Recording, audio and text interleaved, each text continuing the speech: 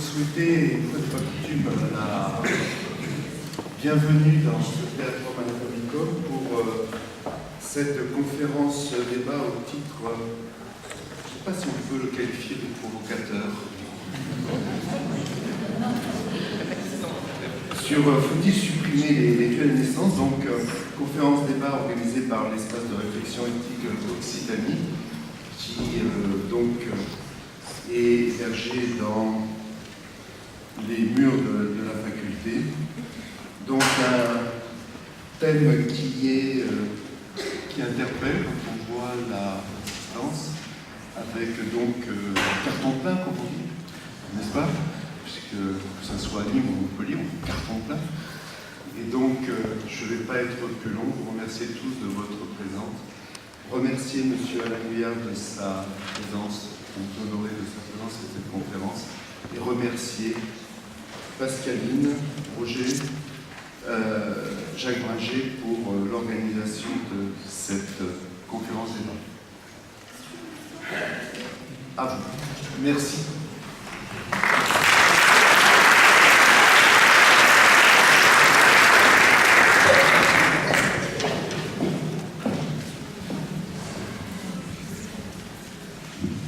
Donc un grand merci à tous. Vous êtes venus très nombreux. L'équipe de l'espace éthique est très heureuse de vous recevoir ici. On est hébergé maintenant dans ces murs et on est en complète.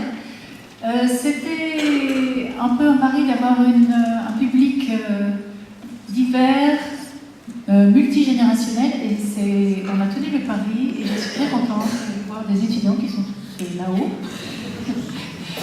pour aborder cette question du vieillissement.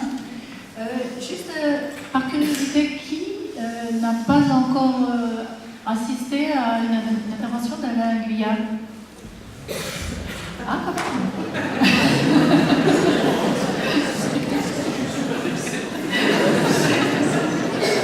Non, parce que je vous avoue qu'on se demandait si c'était le titre effectivement qui avait ramené autant de monde à tel point qu'on a dû en refuser, ou si c'était la notoriété d'Alain, ou si c'était... Parce qu'on a décidé de prendre un rendez-vous annuel, figurez-vous, avec Alain. Donc l'année dernière, il était venu pour parler du thème de quel risque prend-on à ne pas en prendre. Et cette année, donc voilà, on va parler ensemble du vieillissement. Donc on a une bonne impulsion avec Alain. C'est un thème grave, un phénomène de société moderne qui est assez dévastateur mais insidieux aussi, qu'on appelle désormais l'agisme. C'est peut-être pas très joli comme expression, mais c'est par opposition au jeunisme, et qui se traduit par une ségrégation ou une relégation, parfois même une éviction sociale qui est quand même inquiétante. Elle procède d'une délégation collective du vieillissement, d'un culte du corps et de l'image, alors c'est la tyrannie des représentations, d'une course à la performance, la tyrannie de l'immédiat, qui laisse les aînés sur la touche, les mettant souvent hors circuit à leur corps défendant. C'est le cri d'alarme de deux membres du comité consultatif national d'éthique l'an dernier, au printemps, qui nous a donné envie de traiter de ce thème. Il disait en substance la France traite mal ses vieux, et a beaucoup été relayé dans les médias. C'était un avis qui émanait de Régis Aubry, qui est un gériatre président de l'espace éthique Bourgogne-Franche-Comté, et Cynthia Fleury, qui est philosophe. Les répercussions médiatiques ont amorcé aussi une prise de conscience des citoyens sur cet ostracisme silencieux dont les plus fragiles et les plus vulnérables, surtout ceux qui sont en perte d'autonomie, font particulièrement les frais. Donc nous avons voulu nous saisir du sujet qui nous semble crucial. Le monde qui vient ce soir le prouve. Et effectivement, il était important d'avoir aussi des jeunes pour traiter de ces thèmes, parce que, comme on dit, les vieux de demain, c'est nous. Et que, d'autre part, la solidarité intergénérationnelle est essentielle. Alors, tenter de proposer des repères plus clairs pour engager une démarche éthique, appréhender la complexité de ces questions en suspens, pour changer notre regard sur l'âge et le grand âge, et in fine notre conduite ou nos pratiques, que ce soit dans le domaine du soin ou dans notre vie quotidienne. C'est ce dont il s'agit ce soir. En d'autres termes, de s'interroger sur la pertinence des normes et des règles, implicites ou formulées, de s'engager personnellement pour chercher du sens dans une élaboration collective. Donc, c'est en 2 temps que l'espace éthique vous propose de mener cette réflexion. Donc, ce soir, vous êtes là pour Alain Guyard et le sujet « Faut-il supprimer les lieux à la naissance ?» Et on vous donne, vous connaissez le principe, je pense, même ceux qui ne l'ont encore jamais vu, un stand-up philosophique finalement, on pourrait appeler ça comme ça. C'est une formule vraiment personnelle. Dans un deuxième temps, on voudrait vous donner un autre rendez-vous le 18 avril pour traiter de ce thème, mais sous un aspect plus spécifique, c'est-à-dire du grand âge, vraiment. C'est-à-dire que là, on est sur un socle de l'âge en général.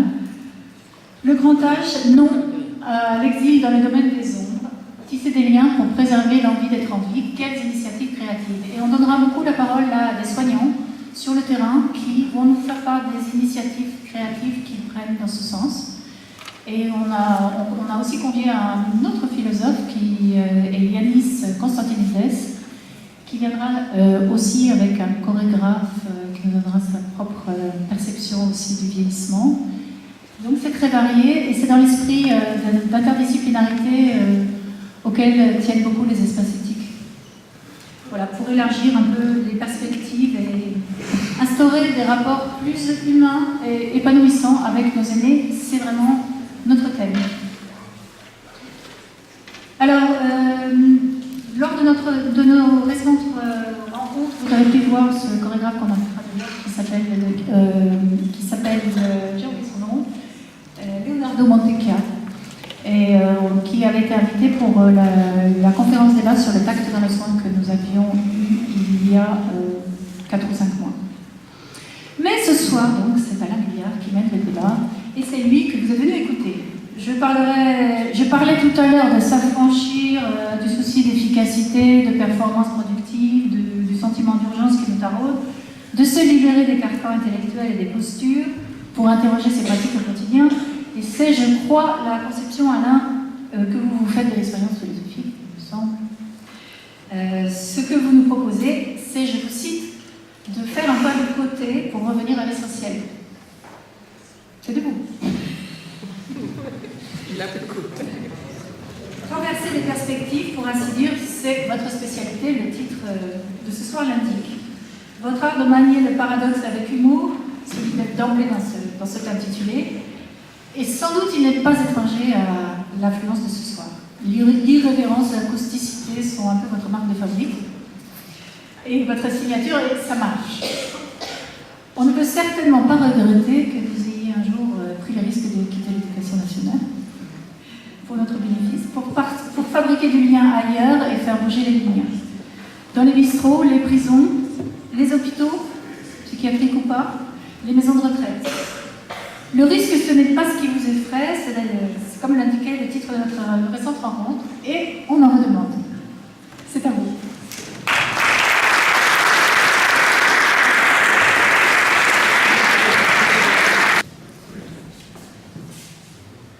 Bien, écoutez, je suis absolument ravi, enchanté et très honoré de revenir cette année encore à l'invitation de l'espace de réflexion éthique Occitanie et sous l'égide de la faculté de médecine.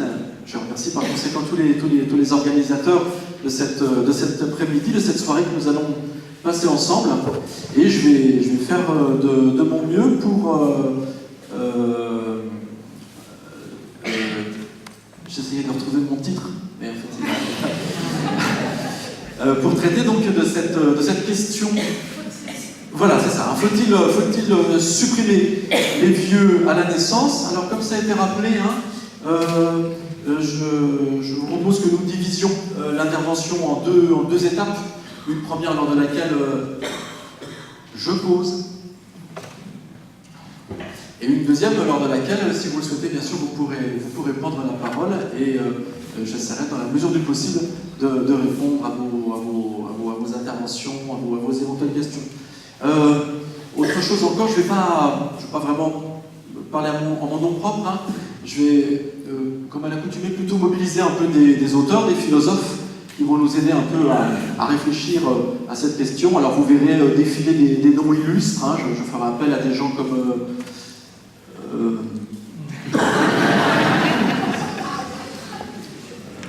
C'est Alzheimer. C'est fait que ça arrête. Peut-être lui là, mais je ne sais plus comment je vais l'utiliser. Vous allez voir, ça peut être intéressant. Montaigne. Hein. Les gens connaissent Montaigne à Montpellier. Là, ça commence ici, là. Je ferai aussi appel à Marc Aurèle. Hein. J'aime bien ainsi mobiliser un peu les auteurs anciens. Je ferai, comme ils sont morts, on peut dire tout ce qu'on veut sur eux, on n'aura jamais de problème avec la justice. Je ferai appel aussi peut-être à Épicure, je ne suis pas sûr de moi sur ce coup. Et puis je ferai appel aussi, et c'est par lui que ça va être un peu mon fil rouge, si vous voulez, fil rouge de la soirée, je ferai appel à un philosophe plus contemporain, mais rassurez-vous, il est mort, et c'est quelqu'un qui est intéressant pour traiter un peu la question de la vieillesse, et c'est le philosophe roumain de langue française, Émile Cioran. Cioran, il a écrit quelques textes comme ça, dont les titres sont assez savoureux, hein. Et notamment, il y en a un, vous allez voir, il a certainement un écho relatif avec notre soirée. Ce texte s'intitule « De l'inconvénient d'être né ». C'est un joli programme. Et je vais commencer d'ailleurs avec lui. Je voudrais vous citer quelque chose qu'il écrit dans ses carnets. On est en 1972, il a 61 ans. C'est le 1er septembre 1972. Et voilà ce que dit Cioran. Et je pense que c'est une bonne manière d'introduire notre sujet. Faut-il tuer les vieux à la naissance? Voilà ce que nous dit Cioran. À 20 ans, je n'avais en tête que l'extermination des vieux. Je persiste à la croire urgente. Mais j'ajouterai maintenant celle des jeunes. Avec l'âge, on a une vision plus large des choses. Donc c'est bon, tout le monde y aura droit. Hein.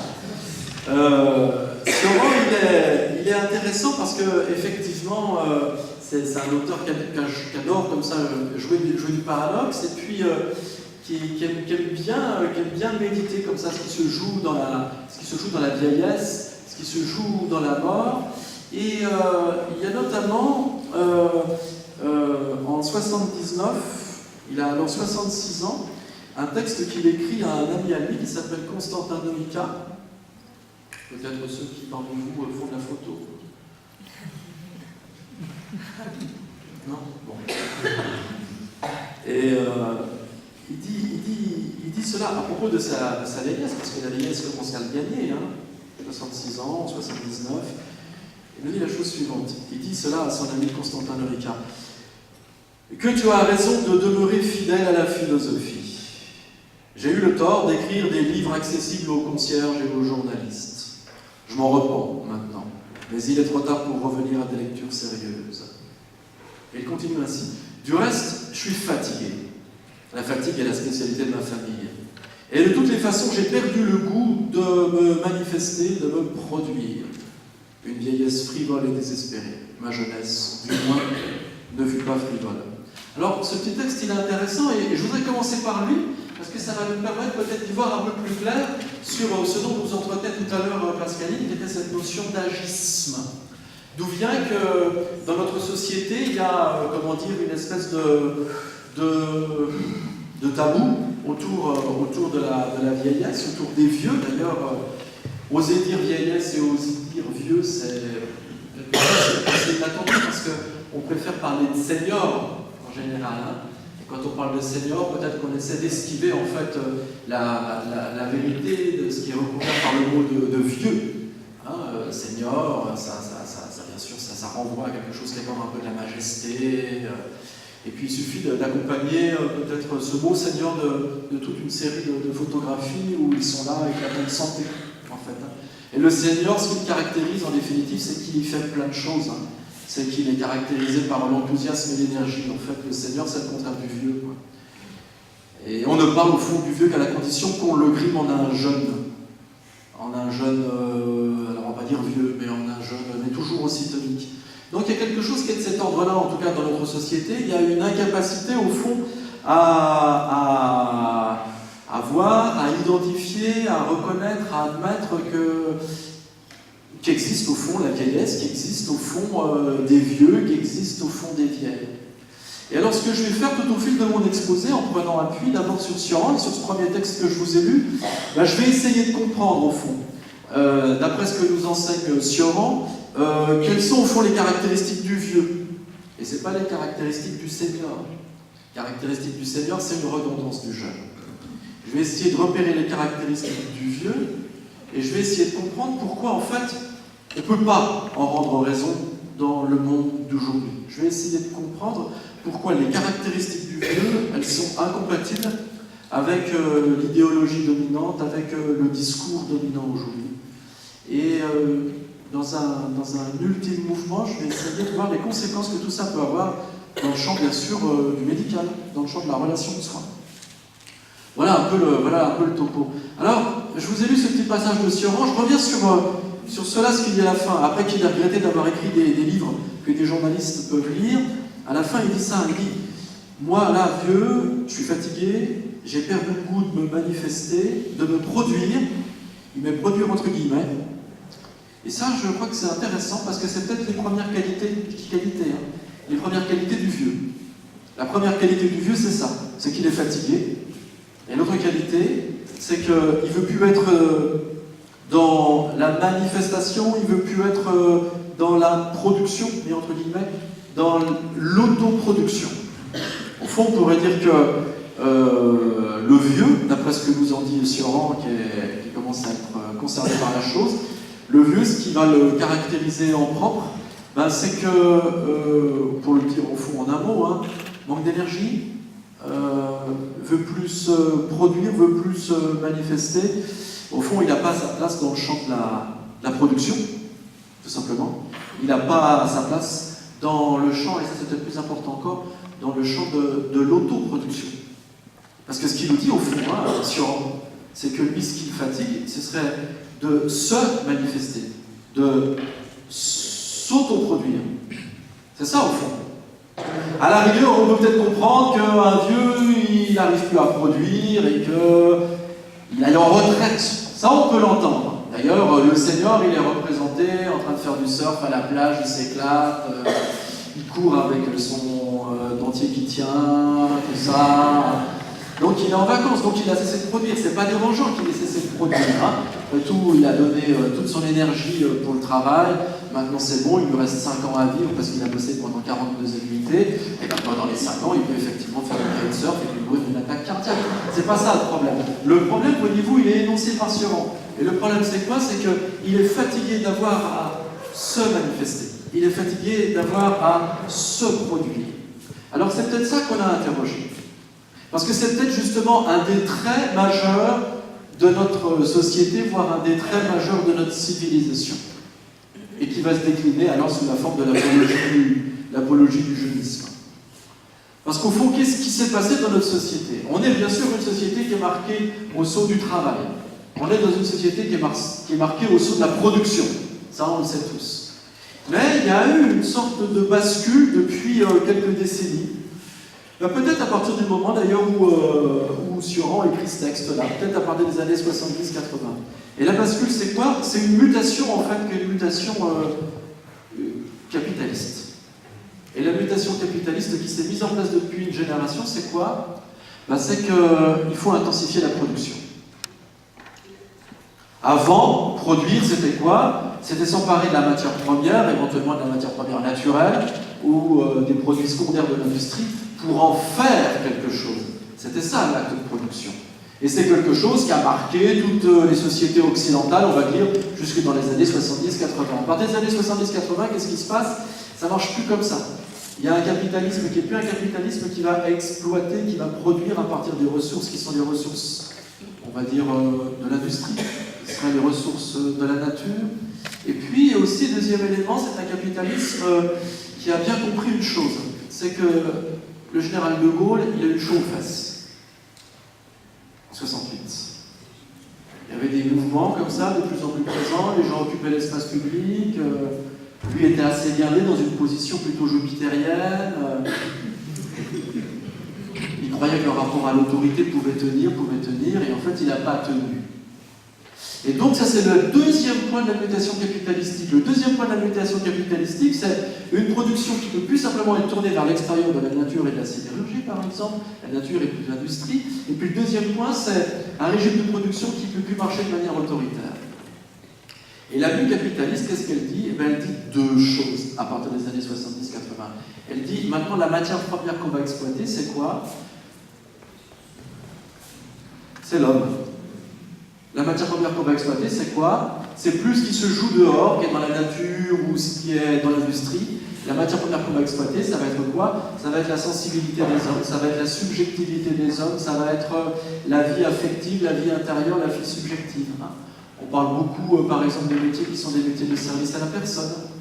Vous allez essayer de postuler pour un boulot, ce qu'on attend de vous, c'est pas simplement que vous ayez la compétence, mais que vous soyez enthousiaste. Alors que vous, quand vous allez au boulot, c'est pas par enthousiasme. Mais par contre, le recrutement, il va se faire là-dessus. Il faut que vous soyez passionné pour votre job. Et puis, si possible, si vous pouviez y mettre du peps, voire si vous pouviez être créatif. Parce que si tu veux, on est à la cool dans la boîte. D'ailleurs, le patron, il n'a même pas de cravate. Et on est tellement à la cool à la boîte que ce qui est vachement important, si tu veux, c'est que tu es complètement autonome pour faire le boulot dans le cadre de l'open space. Tu vois? N'hésite pas à prendre des initiatives. Ce discours-là, il est vachement intéressant parce que qu'est-ce qu'il est en train de dire?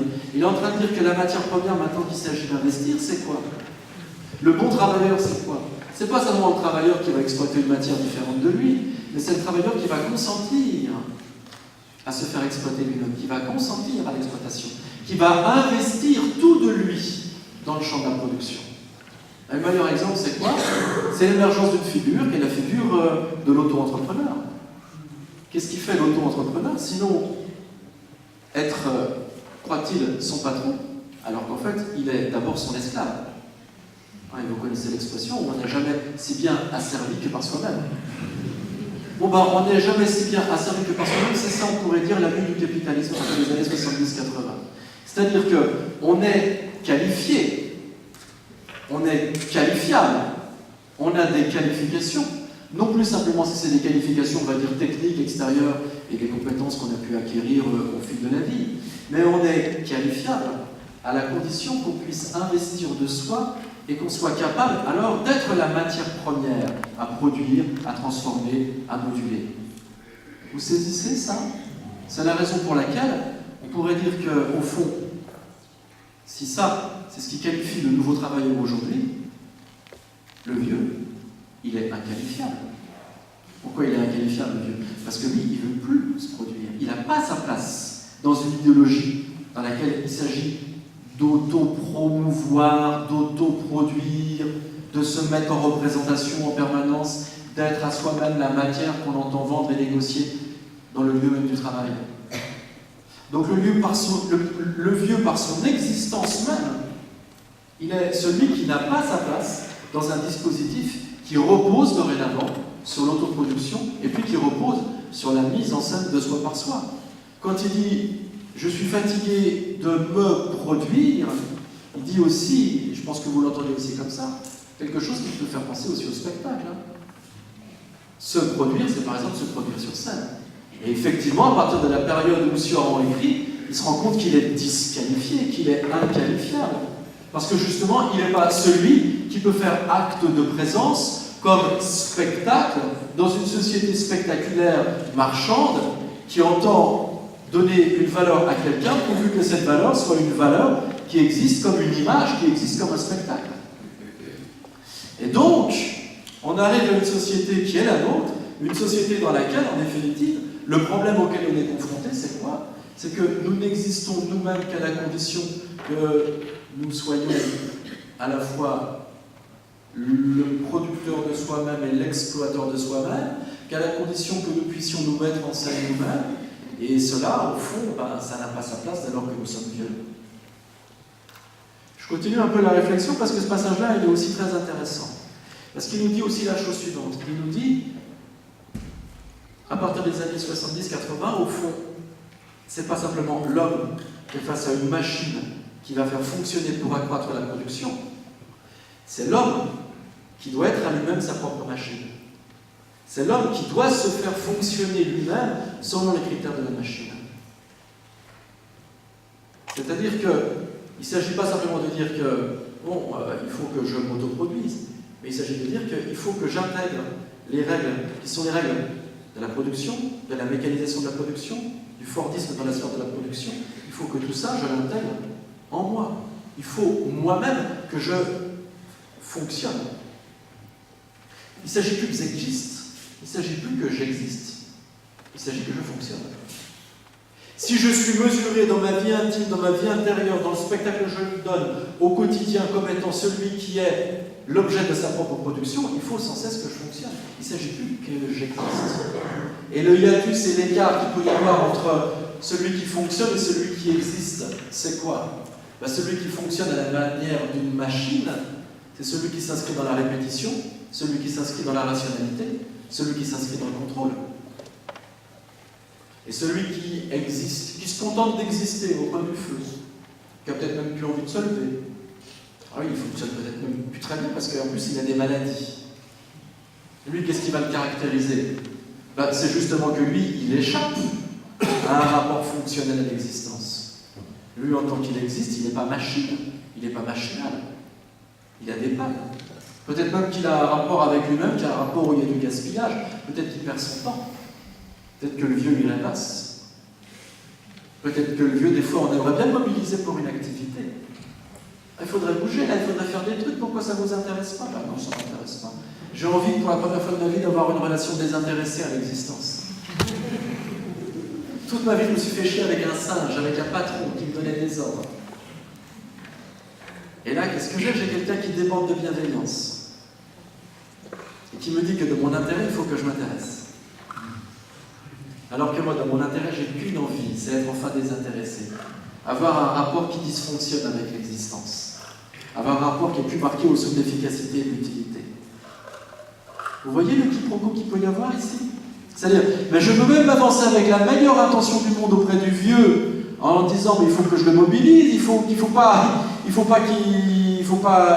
se désintéresse, il faut qu'il soit toujours sollicité.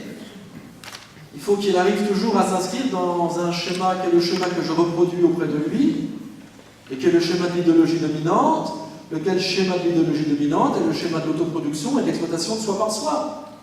Et moi, brave soignant, très sympa si tu veux, toujours à déconner avec les copains à la machine à café et tout, puis appelant les résidents en disant monsieur ou madame avant, en les vous voyant, trop le mec nickel si tu veux, tu vois. Rien à me reprocher, le chef de service, sauf que je suis traversé par cette idéologie dominante, moi. Et ce que je fais dans mon rapport avec le soigné, c'est quoi? C'est un rapport de mobilisation, c'est un rapport d'intéressement, c'est un rapport de fonctionnalisation. Et ce faisant, je suis en train de transposer sur lui, sur celui-là qui veut se contenter d'exister, parce que putain, il voudrait avoir ce luxe qui s'appelle être fatigué. Il veut avoir ce luxe qui dit hey, oh, foutez-moi la paix. Je voudrais être pour une fois un peu bon à rien. Toute ma vie, j'ai été pressuré parce qu'il fallait que je sois utile et que je serve à quelque chose. Et là, alors que je voudrais enfin la paix, alors que je voudrais éviter ce fonctionnalisme, qu'est-ce qu'on me dit? On me dit mobilise-toi, on me dit intéresse-toi. Peut-être que l'ultime stratégie pour contenir quelque chose qui s'appelle la liberté, pour se maintenir dans un état qui s'appelle enfin une existence reconquise, c'est celle qui vise à dire non, je veux plus produire quoi que ce soit. Je veux gaspiller mon temps. Je veux, avec un luxe et une noblesse arrogante, être inutile longtemps. Et je n'irai pas à vos ateliers d'art-thérapie. Je ne chanterai pas du Michel Sardou. Je ne toucherai pas pas vos tambourins. Bon. Il y a quelque chose ici qu'on a à méditer. Et il me semble que ça a été énoncé par Sioran qui dit, moi, en tant que vieux, ben je revendique le droit à la fatigue.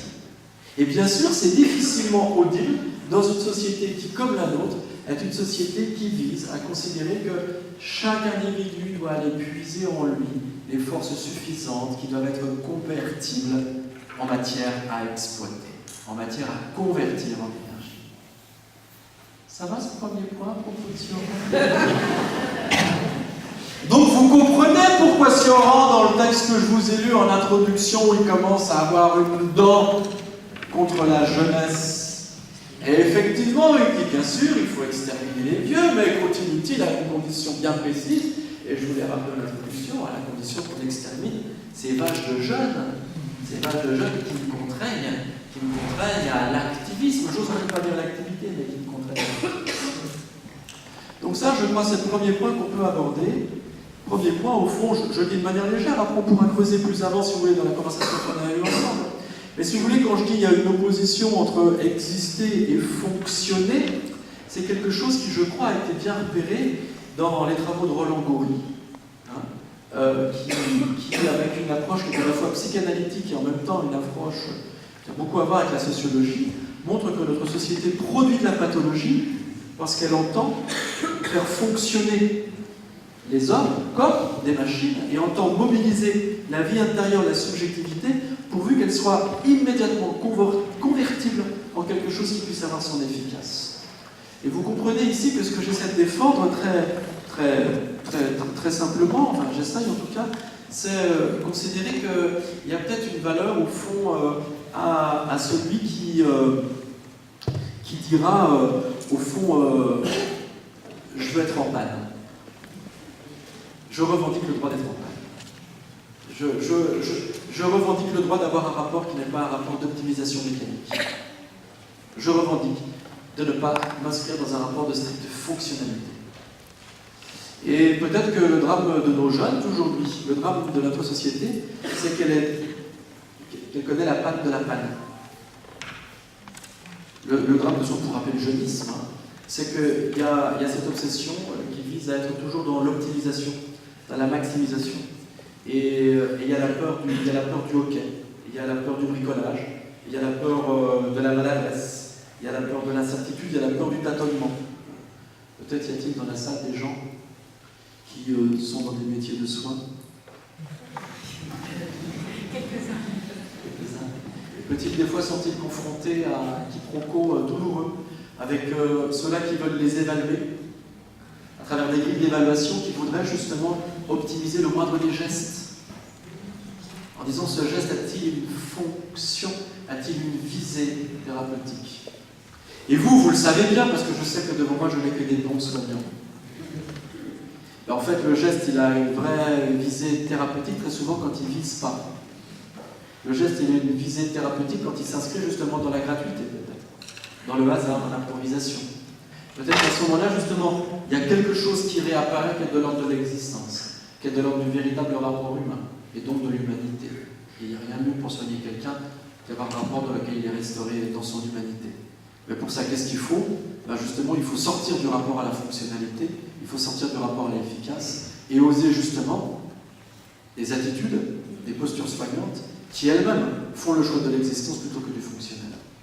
Et de ce fait, on a tout à apprendre du vieux qui ne veut pas descendre à l'atelier, parce qu'il a à m'interroger moi sur l'obsession que j'ai de toujours vouloir ainsi les occuper, de toujours vouloir peut-être faire des ateliers, pour combler quoi?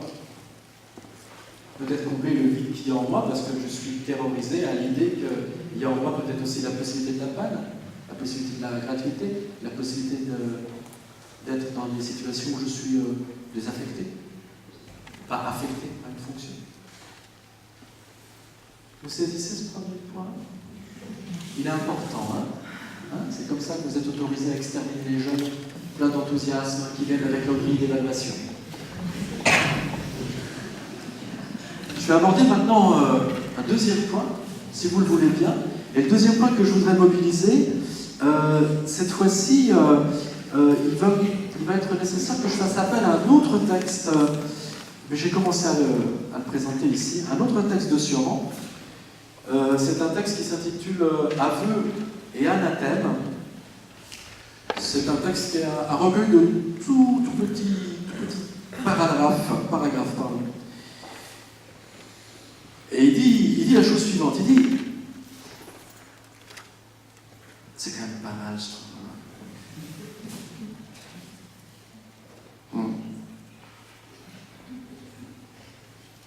Peut-être je vais vous le lire. Très bien. Le sérieux n'est pas précisément un attribut de l'existence.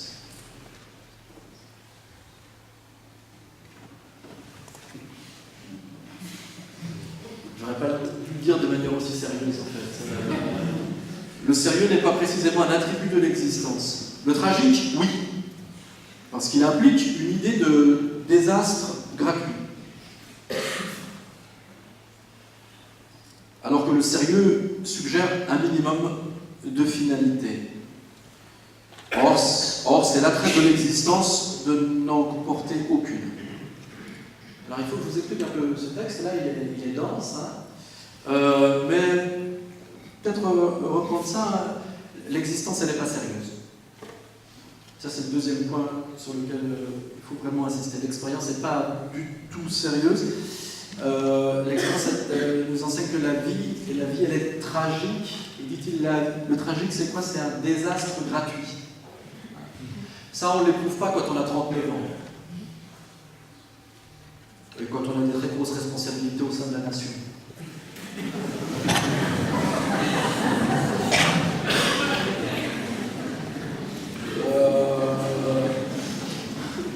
D'ailleurs, on ne s'imagine pas qu'il existe quelque chose comme le déclin.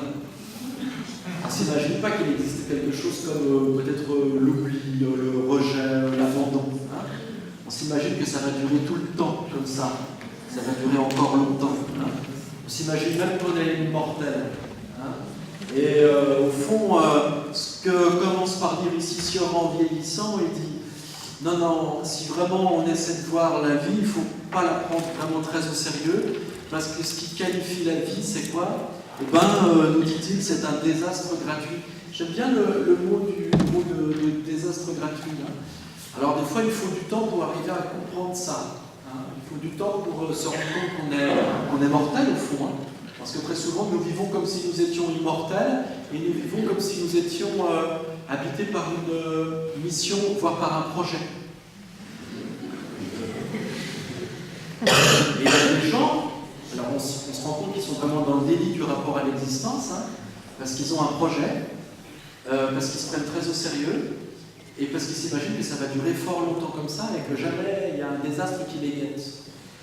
Et au fond, si on nous dit, rentrer dans l'existence, il faut beaucoup de temps pour ça, rentrer dans la lucidité, ben c'est rentrer dans une situation dans laquelle j'ai compris que la vie elle est marquée au saut de ce désastre qui ne rime à rien.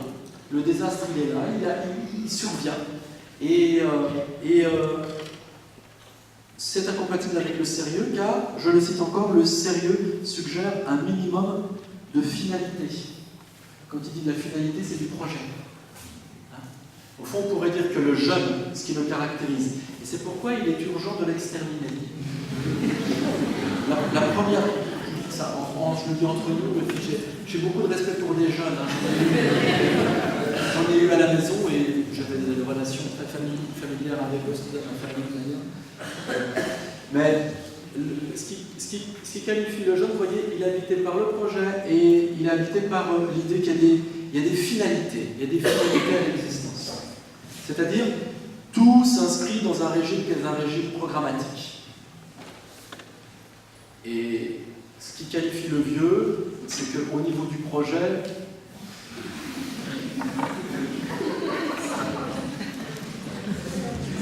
comment dire, on va peut-être... Parce que vous n'êtes pas très sérieux si vous vous adressez à nous, de savoir, alors, bienvenue dans notre établissement, quel est votre projet? On peut faire mieux et établir vraiment un programme. On va peut-être se revoir peut-être toutes les 3 semaines si vous voulez, mais on peut faire un programme. Et Sioran, au fond, là il met le doigt sur un deuxième élément qui est très intéressant.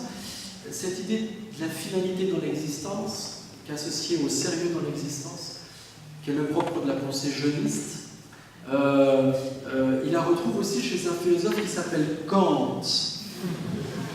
Vous connaissez Kant? On connaît bien Kant à Montpellier. Kant, donc toujours bien précisé, il est absolument philosophe, puisqu'il est mort, et il est allemand.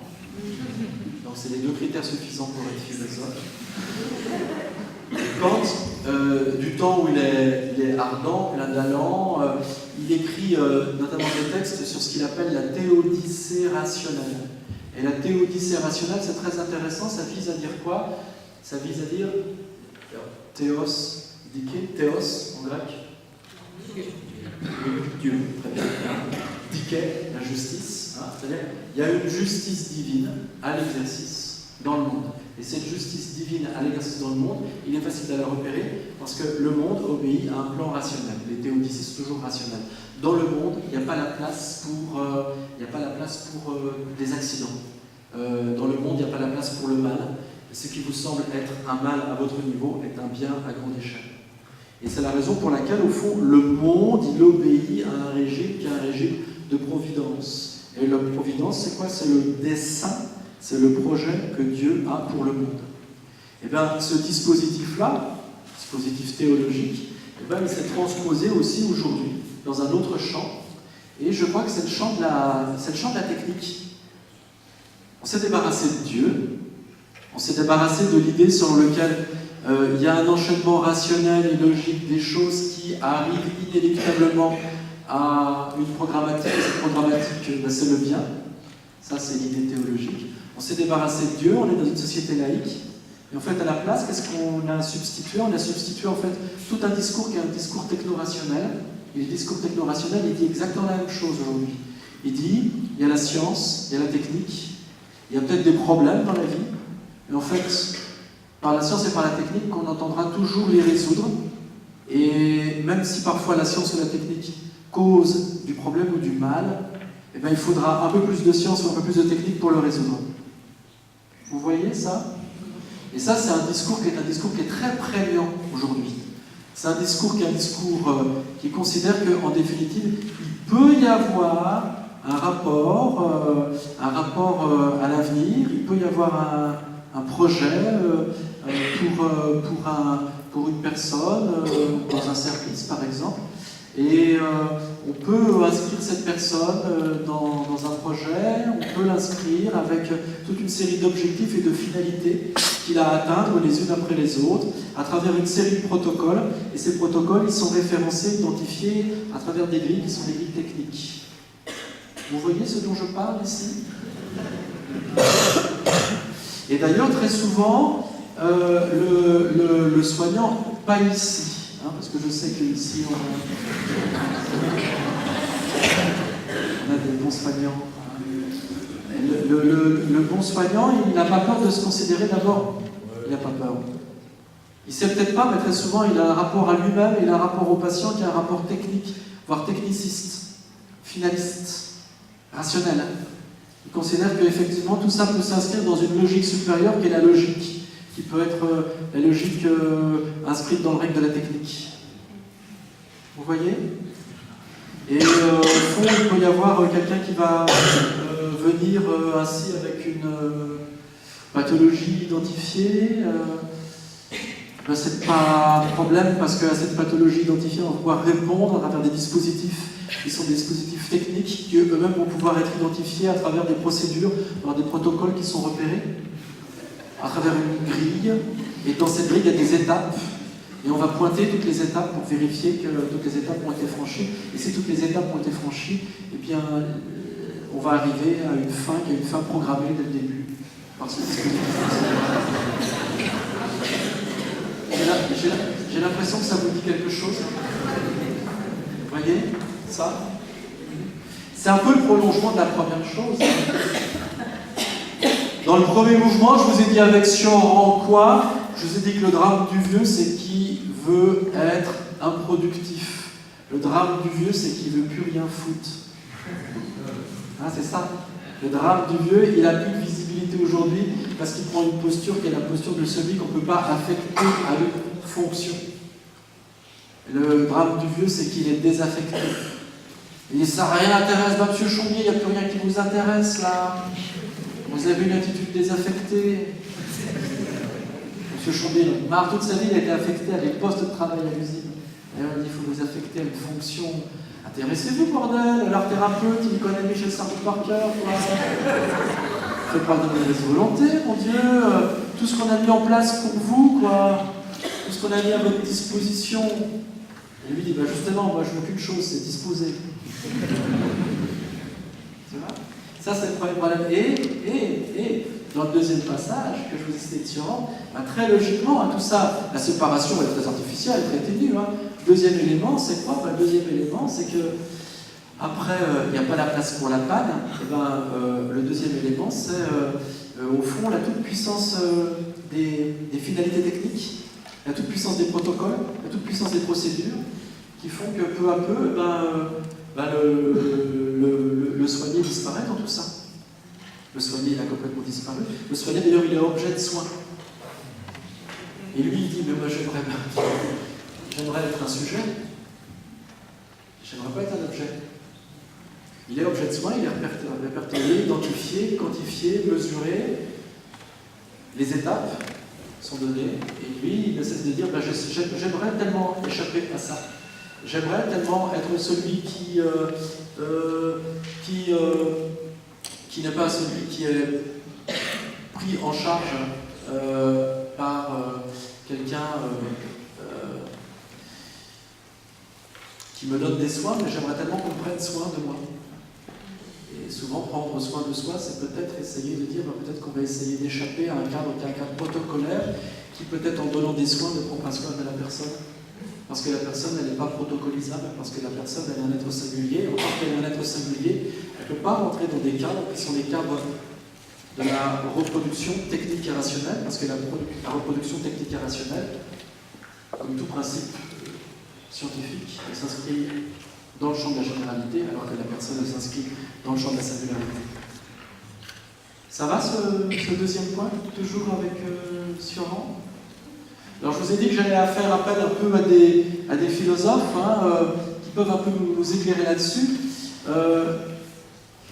Quand Sioran il nous explique comme ça qu'il faut peut-être, quand on est vieux, on a saisi qu'il faut en finir avec l'esprit de sérieux, qui a un rapport rationnel et finaliste à l'existence.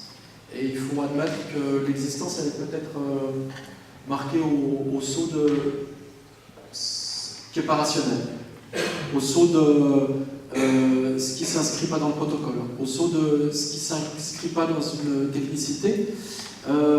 Moi, ça me fait assez bien penser, au fond, à ce que Montaigne essaie de penser de sa vie à lui, quand il essaie un petit peu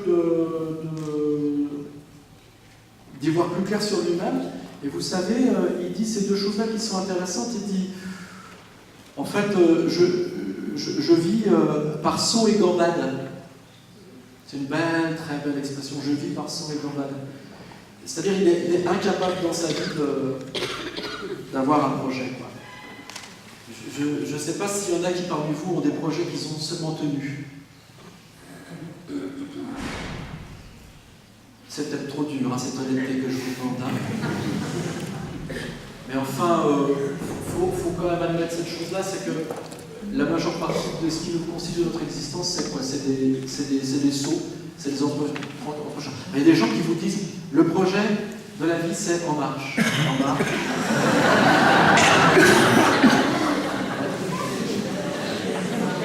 Mais on le sait tous, en fait. Jamais dans la vie, on marche droit. Jamais dans la vie, on marche pas. On saute, on gambade. Ce qui nous caractérise dans l'existence, c'est justement que tout. Vous vous souvenez des projets que vous aviez à 20 ans?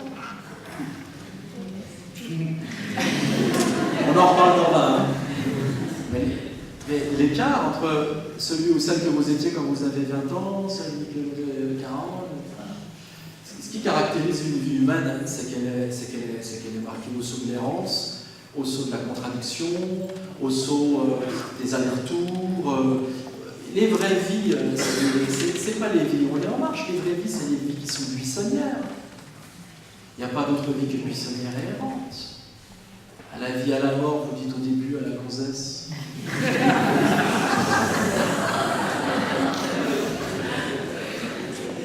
George Sand, vous connaissez George Sand?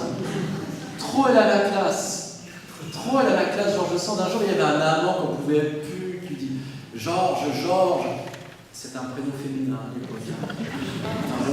Pas de souci. Georges, Georges, m'aimez-vous, m'aimez-vous, m'aimez-vous pour toujours. Et George Sand dit oui, je vous aimerai pour toujours, mon amour, ce soir. Et les mecs qui disent ouais, George Sand, libertine et tout, mais attends, on va pas faire un test dans cette salle.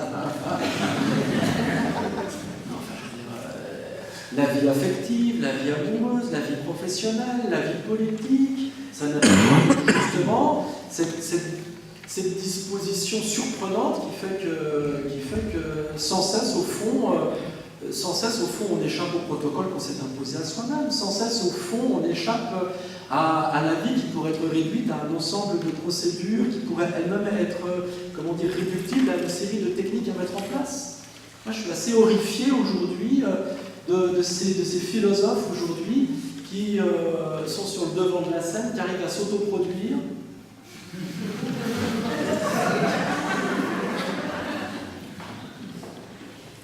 Je parle pas de moi,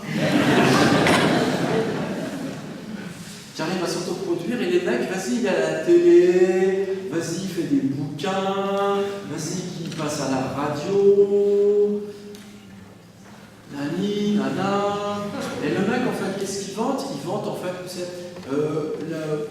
par exemple, je ne veux pas citer Frédéric Lenoir, mais tu vois, il faut optimiser l'existence, il faut que la vie soit la joie, il faut... Les mecs, ils font du développement personnel, quoi. Les mecs, ils considèrent qu'il peut y avoir un trajet, un projet, une programmatique, alors que le meilleur maître, c'est Montaigne qui écrit des essais. Et quand il écrit des essais, qu'est-ce qu'il veut nous dire avec un titre pareil? Et il met un S à essai. C'est qu'il essaie de comprendre comment ça marche, lui. Et il n'y arrive pas. Et au moins, il est honnête, son bouquin, il l'appelle Essai. C'est un vache de gros bouquin. Alors je vous le spoil. Mais en fait, si tu achètes ce bouquin, ça marche pas. C'est l'anti-Frédéric Lenoir. Tu dis, mais c'est quoi ce bordel? Franchement, tu me montrais. Le mec, il te parle des cannibales. Après, il t'écrit des pages incroyables où tu dis, faites l'amour avec des culs de jatte, c'est les femmes les plus exceptionnelles du monde. C'est dingue. Après, il t'écrit des pages formidables en disant, bah, après tout, les animaux sont peut-être doués non seulement de sensibilité, mais de conscience. Qu'est-ce qu'on en sait? Après, il fait l'apologie du scepticisme en matière de religion, alors qu'il est en plein dans un siècle qui est un siècle de guerre de religion. C'est un mec admirable, mais quand tu sors du bouquin, tu dis, mais j'y comprends rien. Mais c'est très honnête parce que Montaigne non plus, lui, n'y a jamais rien compris. Parce que la vie, c'est des sauts et des gambades. Parce que la vie, c'est pas des projets. Parce que la vie, pour continuer avec Montaigne, c'est quoi? C'est vivre à propos. C'est vivre à propos. Dans l'instant où je vis une chose, absolument la savourer. Mais qu'on arrête de me faire croire qu'il faut partir en marche quelque part et qu'il y a des projets, des protocoles et des procédures. Et le drame, des fois, c'est que des soignants, ils rentrent dans la salle du mec, ou ils rentrent dans la salle de la vieille dame, comme ça, et ils commencent à tout décliner les protocoles, et ils commencent à tout décliner les projets, et ils commencent à dire, justement, en marche vers quoi il faut aller. Et en fait, la vieille dame, le monsieur, il a qu'une envie. Et ça fait bien longtemps qu'il écoute là, le jeune interne brillant, qui a du ventre plat, parce que le soir, tu sais, il va à la salle de muscu. Parce qu'il entend être performant sexuellement aussi. Parce que lui, la panne, il ne la connaît pas, et il n'a qu'une peur, c'est la connaître un jour, tu vois. Et bien, face à cette affaire qui commence à établir des protocoles, avec des mots précis, avec des mots qui commencent à parler de quelque chose qui est de l'ordre du programmatique, en face qu'il a une personne qui a compris qu'il ne faut pas prendre ça au sérieux, qui est infiniment plus sage, infiniment plus lucide, et qui a compris que s'il y a une chose à faire de l'existence, c'est quoi? Eh bien, s'il y a une chose à faire de l'existence, c'est à la vivre à propos. Et la dame et le monsieur, de quoi elle a envie? Elle a envie d'être dans le jardin et de profiter du soleil. Et la dame et le monsieur, vous croyez qu'elle a envie d'être avec le soignant qui commence à être assommant avec ses protocoles? Elle n'a qu'une envie en fait. C'est que la petite coiffeuse qui est passée dans le service, elle revienne. Et puis qu'elle lui fasse une mise en pli avec le peu de cheveux qui lui reste. Plus important, c'est pas le peu de cheveux qui lui reste. Plus important, c'est de papoter. Papoter de tout et de n'importe quoi. Par saut et gambade. Parce que quand on est par saut et gambade, quand on papote et qu'on dit tout et n'importe quoi, alors on existe pleinement en tant qu'humain. C'est pas dans la programmatique et c'est pas dans le projet. Et c'est peut-être que là aussi, il y a un quiproquo, une incohérence ou une confusion entre le soignant et le soigné, dès lors que le soigné est dans le grand âge, parce que le soigné n'attend pas le protocole. Le soigné n'attend pas le projet. Le soigné, ce qu'il entend, c'est une vie à propos. Et ce qu'il aimerait, c'est une relation à propos. Et est-ce que la relation, elle est vraiment à propos quand on parle de projet avec un personnage? Est-ce que la relation, elle est vraiment à propos quand on parle de procédure avec un personnage? Le patient, il me dit non. Et en fait, lequel des deux est le plus frivole? Le plus frivole, c'est le plus sérieux. Et le plus sérieux, c'est le plus frivole. Vous voyez la jolie leçon de vie ici qui nous est donnée? Donc le deuxième point, le premier point que j'ai essayé de vous exposer avec assurance, c'était vous montrer au fond que peut-être pourquoi il faut exterminer les jeunes, parce qu'ils ont perdu le sens de la panne. Ah bien? Et bien, le deuxième point, c'est pourquoi il faut exterminer les jeunes. Ils vont monter des patates sur la gueule, hein? Parce qu'ils ont perdu le sens de la vacance. Parce que c'est ça, au fond, ce dont il nous parle, Montaigne, saut et gambade. En fait, il est toute sa vie en vacances. Et le vieux, de quoi il voudrait que sa vie soit faite? Mais il ne voudrait plus que sa vie soit faite. Il voudrait vivre, savourer l'instant tel qu'il est clos, au moment où il est clos. Peut-être que c'est là que se joue vraiment quelque chose qu'on a à écouter, qu'on a à entendre. Et ce que j'aime bien aussi dans la vacance, je n'ai pas dit les vacances, hein, j'ai dit la vacance. La vacance, c'est aussi une expérience, non pas du vide, mais de la vacuité. C'est peut-être ça aussi qui est remarquable. Ce dont témoigne aussi le vieux ici qui est devant nous. C'est qu'il s'est mis en panne de la production. Il s'est mis en panne de la démonstration et de la manifestation de soi. Et il est en train d'essayer de dire, est-ce qu'on ne peut pas vivre à propos, là? Est-ce qu'on ne peut pas s'installer dans ce rien qui s'appelle l'instant? Est-ce qu'on est vraiment obligé de le meubler? Est-ce qu'on est vraiment obligé de le nier pour se projeter dans demain? Et est-ce que se projeter dans demain, toi, jeune homme, qui est en train de me le dire, en me disant qu'il faut se projeter dans demain, est-ce que toi, tu n'es pas tout simplement en train d'esquiver le présent de notre relation? Est-ce que tu n'oses peut-être pas cette vacance-là? Est-ce que tu n'es pas en train de la remplir d'un projet, d'une ambition, pour moi, pour toi? Parce que tu n'es pas capable de t'installer dans ce 3 fois rien qui constitue le peu de notre relation, mais qui est le tout de la vie.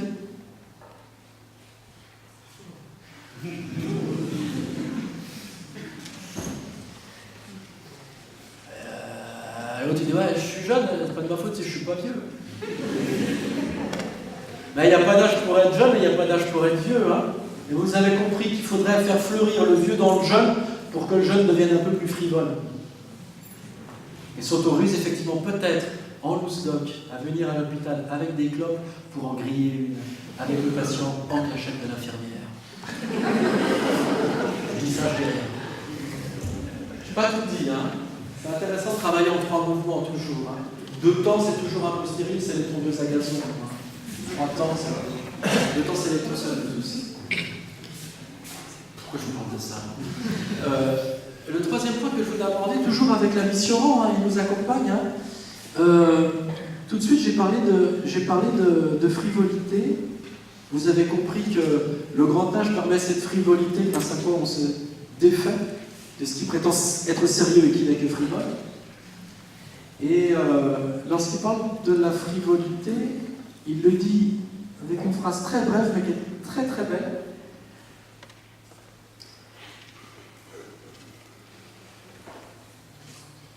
Cette frivolité à laquelle on accède quand on se défait des projets. Je vais vous en lire une autre de Montaigne juste avant, si vous voulez, sur le projet, elle est trop mignonne. je reviendrai. Moi aussi, je peux sauter les cordes. De toute façon, j'ai le micro, alors.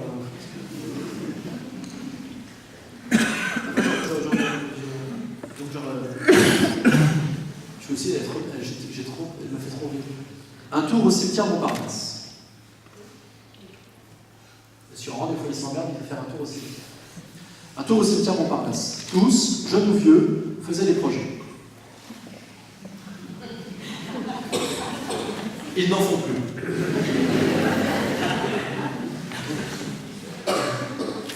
Bon élève, fort de leur exemple, je jure, en rentrant, de cesser à tout jamais d'en faire. Et conclut, promenade indéniablement bénéfique. C'est pas mal, hein? Donc, plutôt que de faire de l'art-thérapie en EHPAD et tout ça, peut-être faire des visites au cimetière avec les soignants, dans l'intérêt des soignants, vous avez compris, hein? Voilà. Donc voilà, ça c'était des projets qui étaient quand même assez marrants. Je reviens maintenant sur le troisième point duquel je voulais vous entretenir. Le troisième point duquel je voulais vous entretenir, à la suite de Sioran, réfléchit sur cette frivolité qu'est au fond le bénéfice de l'âge, et qui en finit avec le sérieux. Il dit ça à propos de la frivolité, c'est une phrase très brève mais qui est magnifique. Il dit « La frivolité est un prélude au renoncement. » La frivolité est un prélude au renoncement. Et ça, je crois aussi, c'est le dernier enseignement du vieux, et qui fait qu'il est difficile peut-être de le rendre audible dans un monde qui, comme le nôtre, est marqué au sceau du jeunisme. Quand il parle de renoncement, il n'est pas simplement sur un mot, on va dire, à la légère, comme ça. Il est, je crois, dans le droit fil de ce que je vous ai appelé la vacance. C'est-à-dire que Sioran, il dit, au fond, la vieillesse, elle permet d'entrer dans une certaine sagesse. Il ne faut pas avoir peur de ces mots. Et cette sagesse, quelle est-elle? C'est une sagesse du renoncement. C'est une sagesse qui consiste à se rendre enfin capable, quand on renonce à, être enfin capable de se détourner du monde et des choses. Pour le dire encore autrement, si vous voulez, ce qui se joue ici dans cette très belle frivolité, qui est le bénéfice de l'âge, et qui est l'autre nom du renoncement, ce qui se joue, c'est quoi? C'est une manière d'en finir avec ce que je pourrais appeler, avec un auteur comme Heidegger, le rapport qu'on a avec les choses où on cherche toujours à les arraisonner. Un rapport dans lequel on établit une relation avec le monde, dans lequel on entend être au monde pourvu qu'on établisse avec le monde des rapports qui sont des rapports de possession, de maîtrise.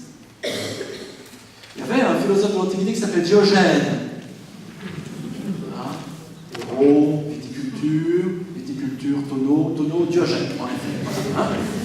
Et Diogène avait cette très belle expression où il disait il y a des hommes qui veulent absolument toujours tout posséder, il y a des hommes qui veulent posséder des biens, il y a des hommes qui veulent posséder une réputation, il y a des hommes qui veulent en posséder d'autres, ça s'appelle gouverner.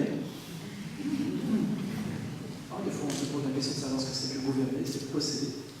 Et être gouverné, c'est être possédé. Et Diogène continue, et puis il dit ce qui caractérise au fond les hommes qui sont des hommes qui veulent posséder, c'est d'abord des hommes qui sont dépossédés d'eux-mêmes, qui ne sont pas parvenus à se posséder eux-mêmes. Et je trouve que l'analyse est assez belle, parce qu'elle laisse entendre en fait qu'il y a presque une maladie de civilisation, et cette maladie de civilisation, c'est un empire qu'on veut exercer sur les choses. Et cet empire qu'on veut exercer sur les choses, le rapport de propriété qu'on a avec le monde, il pourrait presque dire avec Sioran, je pense que je ne fais pas une mésinterprétation, que le rapport de propriété qu'on a avec le monde, ce n'est pas un rapport économique du tout. Ce n'est pas du tout un rapport économique. Le rapport de possession, le rapport de propriété qu'on a avec le monde, c'est le rapport de celui qui tout simplement se refuse à l'idée de sa mort. Posséder le monde, vouloir s'emparer du monde, ça n'est pas simplement accumuler du bien par rapport à des impératifs qui seraient politiques et économiques, mais posséder le monde, vouloir arraisonner le monde, vouloir accumuler le monde, c'est se maintenir dans une espèce d'image de toute puissance, et cette image de toute puissance, elle-même de quoi dérive-t-elle? D'une incapacité, d'un déni de sa mort propre. Et donc, si vous voulez, si on déplie un petit peu le dispositif tel qu'il est proposé par Sioran, Sioran nous dit la frivolité de la vieillesse, cette frivolité dont il fait l'apologie. Eh ben, c'est quoi? C'est une capacité à renoncer, parce qu'on ne prend plus au sérieux les choses du monde. Et si on ne prend plus les choses au monde comme des choses sérieuses, c'est parce que justement on a saisi l'imminence de sa mort proche. Et donc le renoncement, ici, tel qu'il est préconisé par la sagesse des vieux, et comprenez qu'elle est absolument incompatible avec une société comme la nôtre, une société qui va faire l'apologie de la propriété, une société qui va faire l'apologie de la confiscation. Et tous ces motifs, qui sont des motifs économiques et politiques, ressortissent d'abord d'un traumatisme qui est un traumatisme métaphysique. Si on n'osait plus voir la mort en face, il y aurait peut-être alors une capacité à se détacher du rapport aux choses, à renoncer à la possession et à renoncer plus largement. Et donc le renoncement, ici, tel qu'il est préconisé par Sioran, il est une des vertus du vieux, et ce renoncement, au fond, il va aller jusqu'à son terme, et renoncer au bien du monde, ce serait aussi renoncer à la vie. Parce qu'il faut aller jusqu'au bout de la réflexion. Et elle est là, chez Sioran. C'est-à-dire, s'il y a une chose que Sioran adore dans la vie, c'est le suicide.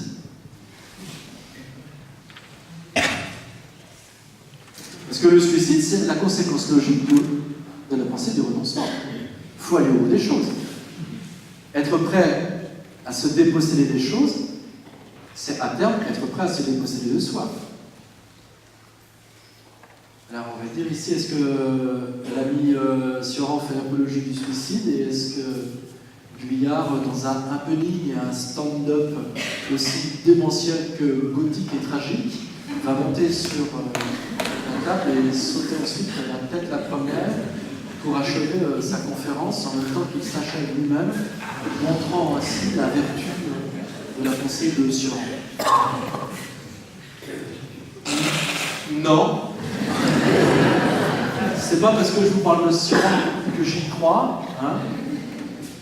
Mais Sioran, lui, il dit la pensée du renoncement doit être une pensée du renoncement au monde, et donc une pensée du renoncement à soi dans le monde, et donc c'est une pensée qui doit adorer la méditation du suicide, qui doit être infiniment familière avec l'idée du suicide. Peut-être qu'elle est au cœur de toute la condition de la vieillesse. Peut-être que c'est quelque chose qui est dans du tabou, du déni, mais peut-être que c'est quelque chose qu'il faut aborder sereinement parce qu'elle est la clé, même peut-être, du rapport avec le vieux. Parce que c'est peut-être là la conséquence logique et enfin sérieuse de la frivolité, ou la conséquence enfin frivole du rapport sérieux à une existence qui ne mérite peut-être pas vraiment qu'on s'y attache, puisqu'on est dans le renoncement. Mais il va encore plus loin, l'ami Sioran. Et il dit, je ferais peut-être une erreur si moi-même je prenais au sérieux l'idée de suicide et si j'y étais attaché.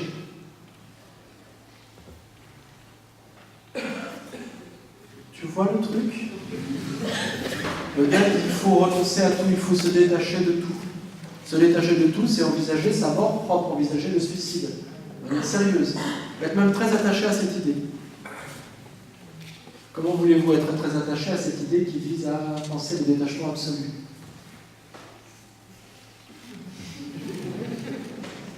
Donc c'est la raison pour laquelle, penseur du détachement et du renoncement, Sioran a envisagé le suicide comme une nécessité qu'il n'a jamais commise.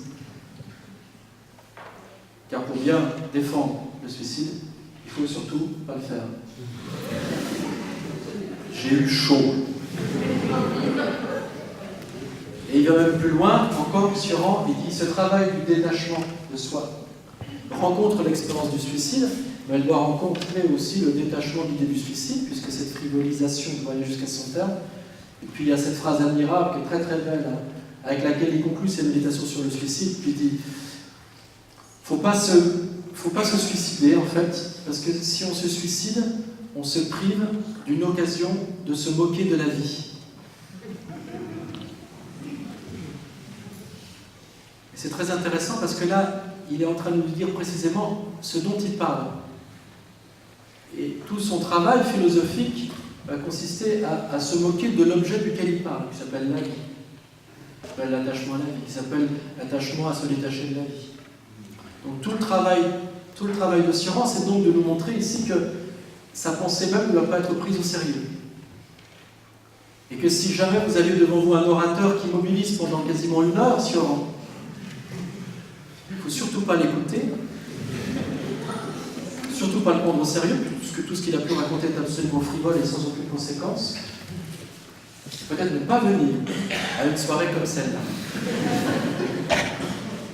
Toutefois, je retiens 3 éléments qui sont importants ici, dans le propos que j'ai cherché à vous énoncer, très simplement en prenant appui avec Sioran.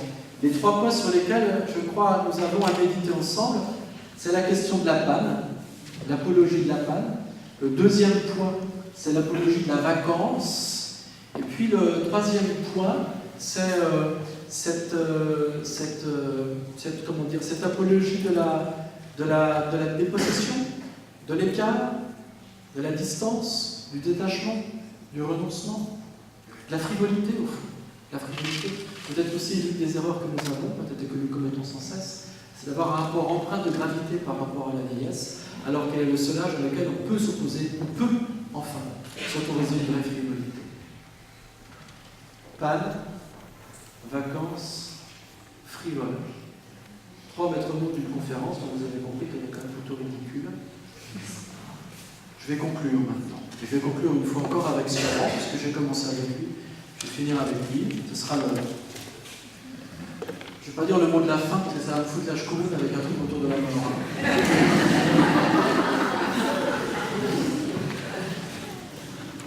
En tout cas, c'est avec ces derniers mots que je vais conclure temporairement, avant de vous céder la parole.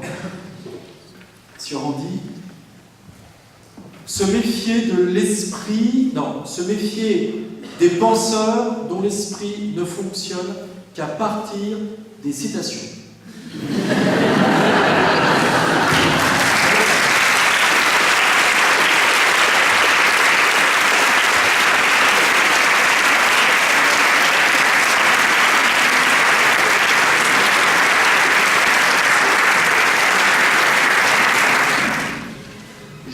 En vous écoutant que vous avez peut-être raté une autre question. En tout cas, j'ai beaucoup apprécié votre... Je vous remercie, chère madame. C'est que vous parlez à vos questions, comique dans le spectacle. Dans les EHPAD, hein, on peut faire aussi un peu. Bon, monsieur, je ne vais pas préciser ce que vous avez dit. Je suis une personne âgée, très âgée. Il n'y a pas d'âge pour être vieux. Il y a quelque chose qui m'interpelle comme maintenant. Vous avez parlé de la sagesse du renoncement. Et moi, je vis ça plutôt différemment. La sagesse de l'acceptation. Ah oui, d'accord. Oui, parce que dans le renoncement, je vois une notion un peu douloureuse, un peu amère, alors que dans l'acceptation, je vois une certaine sagesse. D'accord. Oui, votre remarque, madame, elle est fondée. Bon, vous avez raison, hein, Sioran écrit mal.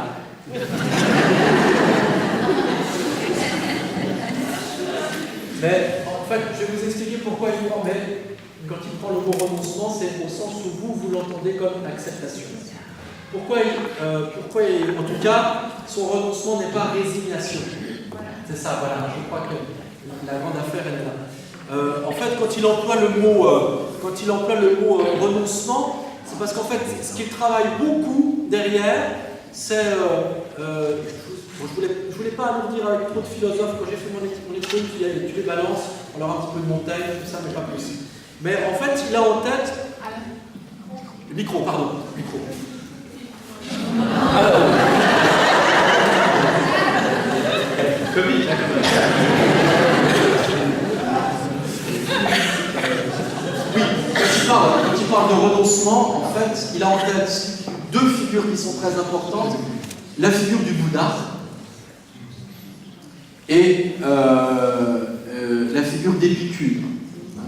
Il est très intéressé par les sagesses orientales, l'ami Sioran, et lorsqu'il fait référence au renoncement, c'est vraiment en faisant référence aux fameux renonçants, les renonçants, qui sont ces catégories de prêtres ou de moines orientaux, qui décident de se détourner du rapport au monde.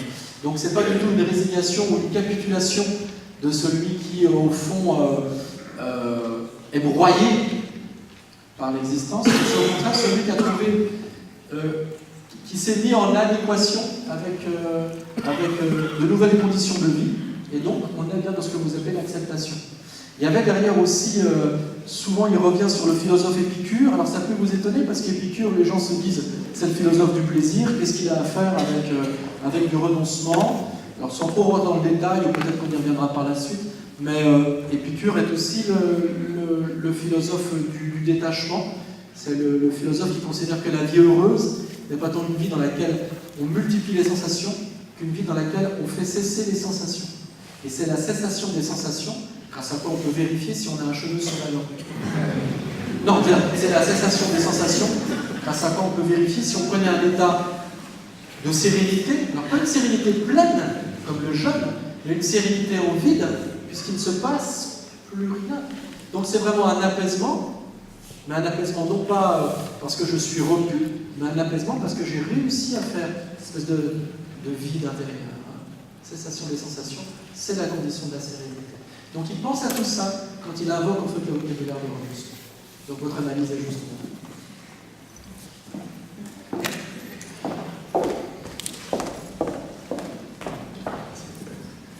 Je ne vais pas citer Michel Sardou, mais quelqu'un de plus contemporain, Zazie, dans sa dernière chanson, Speed, emploie une expression qui me paraît très sympathique, et je voudrais bien que vous disiez ce que vous en pensez, flambant vieux. Ah, c'est joli. C'est joli.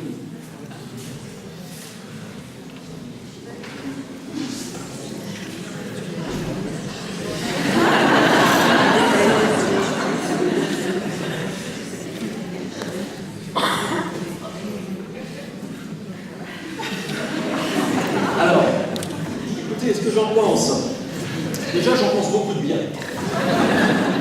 Non, c'est joli, non, en fait, non, c'est pas joli. C'est pas joli parce que si vous voulez, là où je vous emmène un peu, je serais tenté. Alors je sais que vous aimez beaucoup Zazie, mais je pense qu'il y a quelque chose qui va se briser entre vous et moi ce soir. Parce que là où j'essaie de vous emmener, j'essaie de pas vous emmener du côté du flambant vieux en fait. Parce que le flambant vieux, c'est un peu la figure du senior que j'ai décrit tout à l'heure en introduction.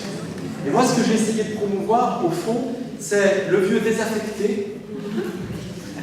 Et le vieux désaffecté, on ne peut pas dire qu'il est vraiment dans le... pas flambant. Plutôt dans le flambivieux.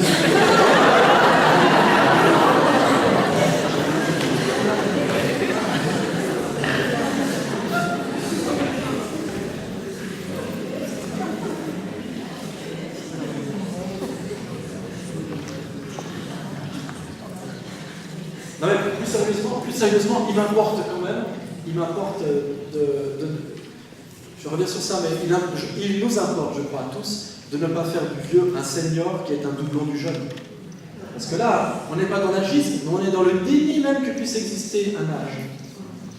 Et moi, ce que j'essaie de voir avec vous, si vous voulez, ce que j'essaie de valoriser, mais dans beaucoup d'interventions que je fais, c'est bizarre que les gens m'invitent toujours, ce que j'essaie vraiment de mettre en avant. Ce qui est très important, c'est l'incompétence, en fait. Allez. Moi, je trouve que, bon, le grand c'est permis aussi d'arriver... On n'entend pas la dame. Moi, je pense qu'on peut aussi voir les choses différemment, parce que... Bien sûr. Vous êtes vraiment très pessimiste sur les seniors, et quand même, aujourd'hui, l'espérance de vie augmente. Les seniors ont une place, et... Moi, je trouve qu'ils arrivent justement au grand âge, grâce un petit peu au projet. Alors, parce que plus de projet, c'est la mort. Non, Le projet, c'est la vie. Je développe. C'est très important. C'est très très important parce qu'il ne faut pas louper le coche de ça. Il ne faut pas louper le coche de ça. Si vous voulez, ce que j'ai essayé de dire. Oui, mais on vous a vu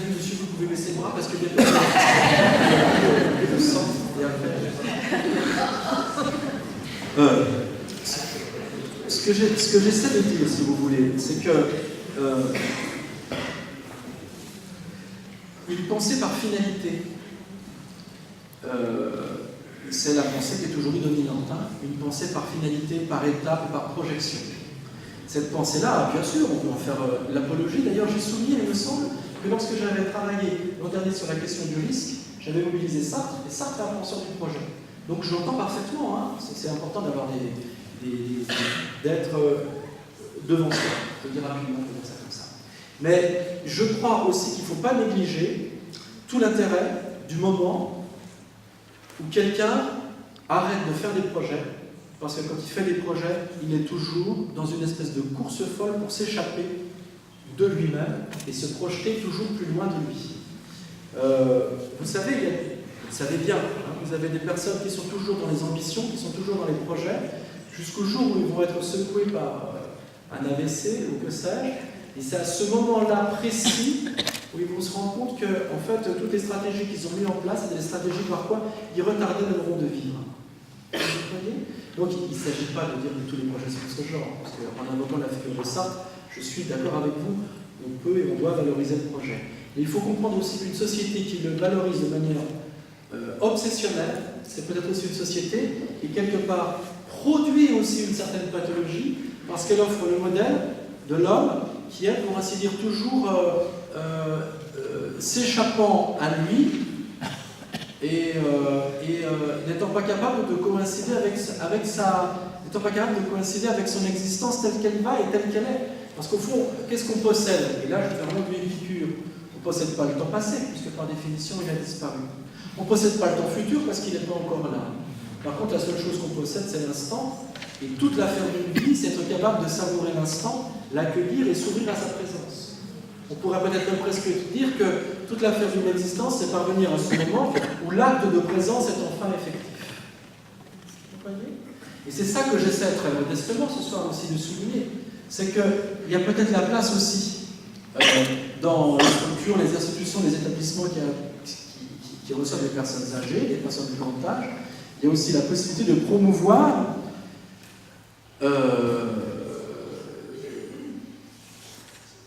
cette attention à la sensation pure telle qu'elle émerge.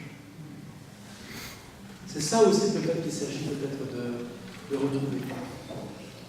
Voilà. Ah oui, il y avait le non, je dis simplement pour conclure, d'où l'intérêt pour les méditations aujourd'hui, l'instant présent. Voilà. La méditation, vous l'avez compris ici. On est dans le développement personnel. Non, c'est tout le contraire, puisque vous l'avez compris ici, c'est la référence épicurienne. Et la référence épicurienne, comme je l'ai expliqué tout à l'heure, c'est le vide. Hein. C'est le vide. Hein. Donc c'est tout le contraire du développement personnel. C'est l'antidote. C'est oser la vacuité de l'anéantissement de soi. C'est très dur, hein. Merci. J'aurais souhaité vous poser une petite question, parce que je suis assez interpellé par le fait que vous disiez que les personnes âgées n'avaient pas de projet. Est-ce qu'un des projets des personnes âgées ne serait pas de transmettre leur expérience justement aux jeunes et justement pouvoir faire le lien avec cette jeune génération qui puisse utiliser l'expérience de toutes les personnes âgées pour améliorer justement leurs conditions entre les vieux, les personnes âgées et les jeunes, justement faire le lien.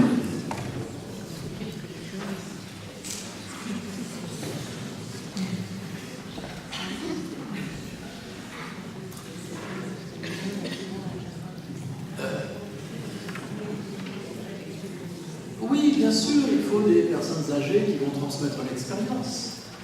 Bien sûr, il faut des maîtres ouvriers qui ont 50 ans, dont 30 ans d'usine, et qui vont transmettre aux jeunes apprentis l'art et la manière et le tournement grâce à quoi le métier passera. Je suis tout à fait d'accord avec vous. Oui, il faut transmettre, mais c'est pas ça qui m'intéresse. Moi, ce dont j'essaie de parler avec Sioran, c'est le vieux. Là, vous me parlez d'un vieux qui est actif. Ça m'intéresse pas, celui-là.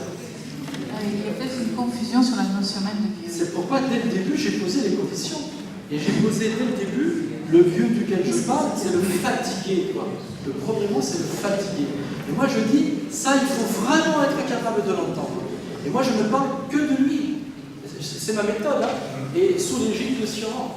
Donc, j'entends bien ces personnes desquelles je parle, des seniors qui sont actifs, des personnes âgées qui ne sont pas des vieux, mais qui sont encore suffisamment dynamiques pour transmettre. Mais moi, celui qui m'intéresse, et j'ai commencé mon intervention avec cela, et je crois qu'il faut avoir, et c'est difficile, hein. C'est difficile de le voir en face, hein, parce qu'on est dans la vie active, et notre société, depuis 2000 ans, elle s'est toute construite sur la valorisation du travail. Et moi, ce que je vous dis, c'est qu'il y en a un qui est irrécupérable, qui est improductif, qui est celui qui est fatigué, qui a perdu le goût de se produire. Et celui-là, c'est l'improductif. Et moi, je veux l'entendre, je veux l'écouter. Donc, je ne veux pas écouter celui qui est encore capable de produire, je veux écouter celui qui est stérile. Lui, il a des choses à nous dire aujourd'hui. Et en tout cas, il n'est pas le visible. Vous voyez? Mais, d'accord avec vous, hein? D'accord avec vous. Bon, je pense que la remarque revoit un peu cette idée-là. En tant que soignante, je suis assez souvent en rapport avec des personnes âgées qui en fait expriment un gros malaise, un mal-être du fait de ne plus pouvoir, de ne plus être capable de faire. Et donc effectivement, du coup, ils sont fatigués dans ce sens, ils se trouvent vieux, et en même temps, ils sont en souffrance de cet état-là. Bien sûr. Mais bien sûr, mais est-ce que vous croyez pas,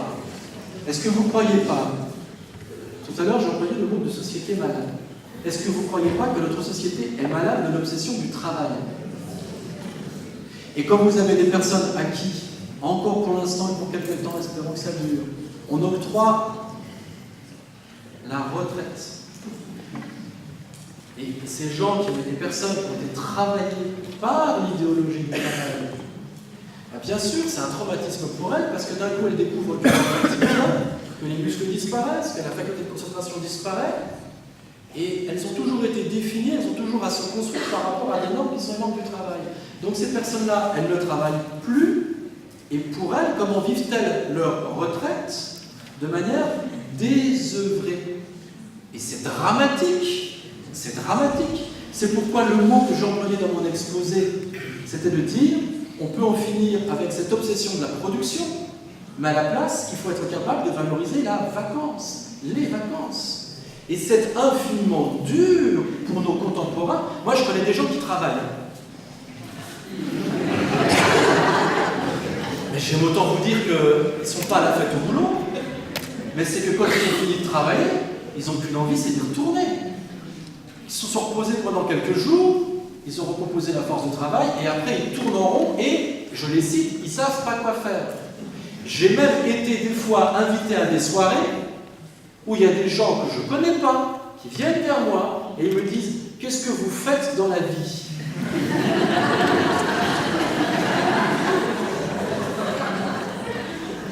Et je m'applique à ne rien faire. Je fais tout pour que ma vie soit de très longues vacances, avec beaucoup de temps consacré à rien, à de la rêverie, à du saut, à de la gambade, pas de projet, de la volupté. Je prends un livre, j'en prends un autre. Des fois, je fais rien. Et je ne le regrette pas à la fin de la journée. C'est terrible. C'est terrible.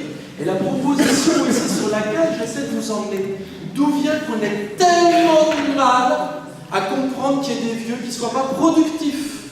D'où vient qu'il y ait des vieux qui aient tellement de mal à se penser comme étant autrement que productifs? D'où vient le fait qu'il y ait beaucoup de personnes qui, sitôt qu'elles arrêtent de travailler, rentrent en dépression ou dans les 2 ans s'éclatent un cancer? Pourquoi? Parce qu'elles sont désœuvrées. Et pourquoi sont-elles désœuvrées? Parce que le seul horizon de la vie, c'est l'activité, le travail et devenir la bête de labeur. Et aujourd'hui, d'être à soi-même sa propre bête de labeur. Tout ce que j'essaie de vous énoncer, je vais le dire encore autrement, on arrivera à repenser le rapport avec les vieux. Je ne dis pas les seniors actifs, je ne dis pas ceux qui transmettent, je dis on arrivera à rétablir le rapport avec les vieux quand nous autres, dans notre société, dans notre civilisation, on en finira avec l'adoration du Dieu travail. Et quand nous-mêmes, avec nous-mêmes, on consentira enfin à poser les outils et à s'autoriser la gambade, le saut et les vacances. commencez à vous autoriser les vacances intérieures, et alors vous aurez un rapport serein avec le vieux qui a été sorti de la sphère de la production et qui se sent désiré.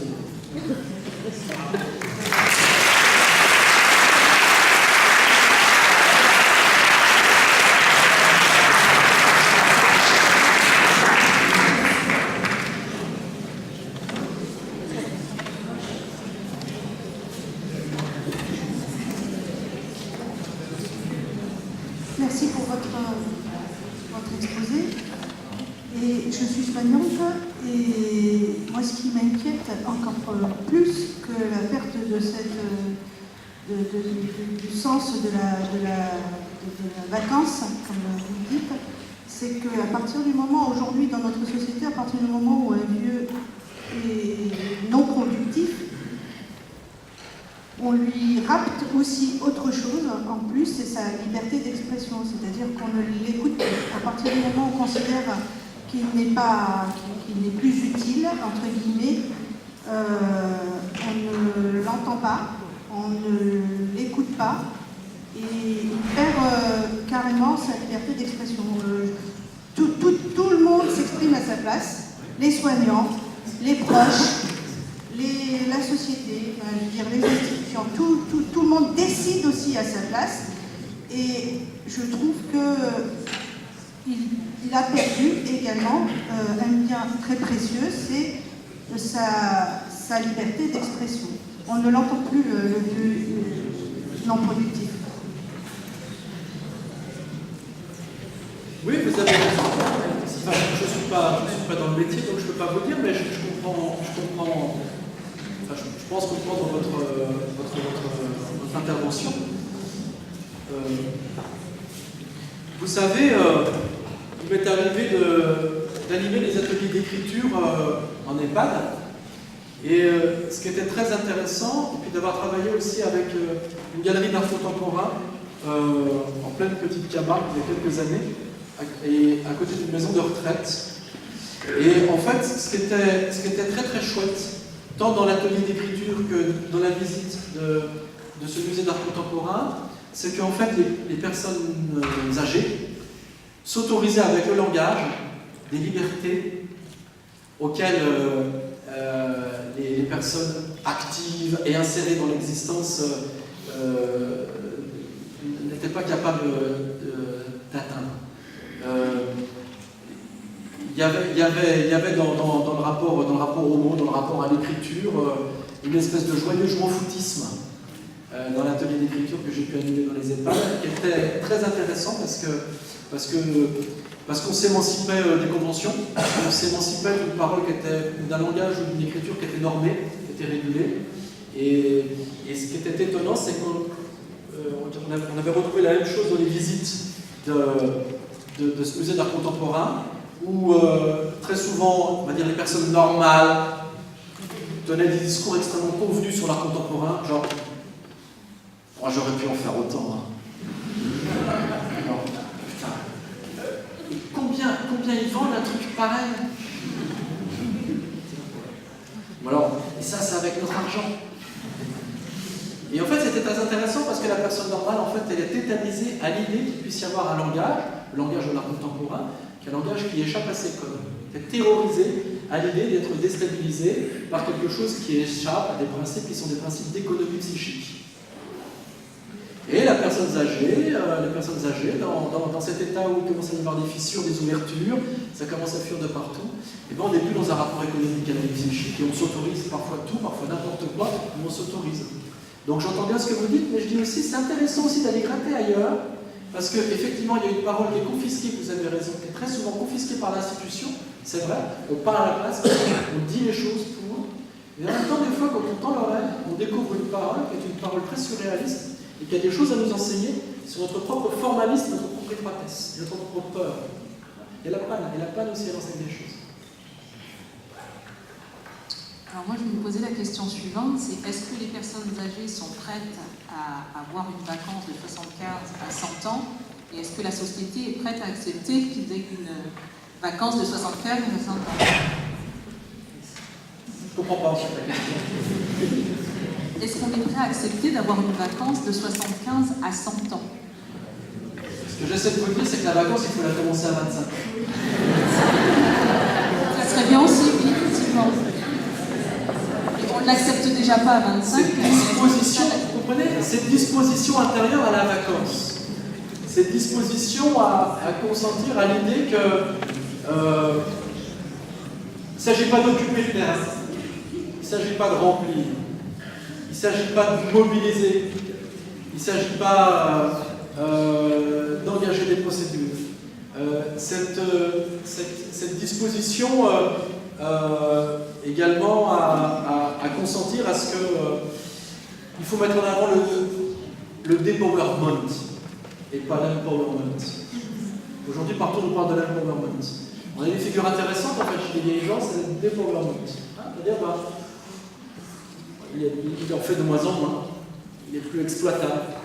Cette figure de l'inexploité, cette figure du désexploité, et ben, c'est une figure qu'il s'agit de réhabiliter. Et c'est sûr que pour que cette réhabilitation se fasse dans les institutions, il faut déjà qu'au cœur de la société, on en finisse avec l'apologie de l'hystérique qui suit toujours, qui se fuit tous les jours et tous les soirs, en se perdant dans le travail, et en dormant 3 heures par nuit, et en parlant pendant 7 heures.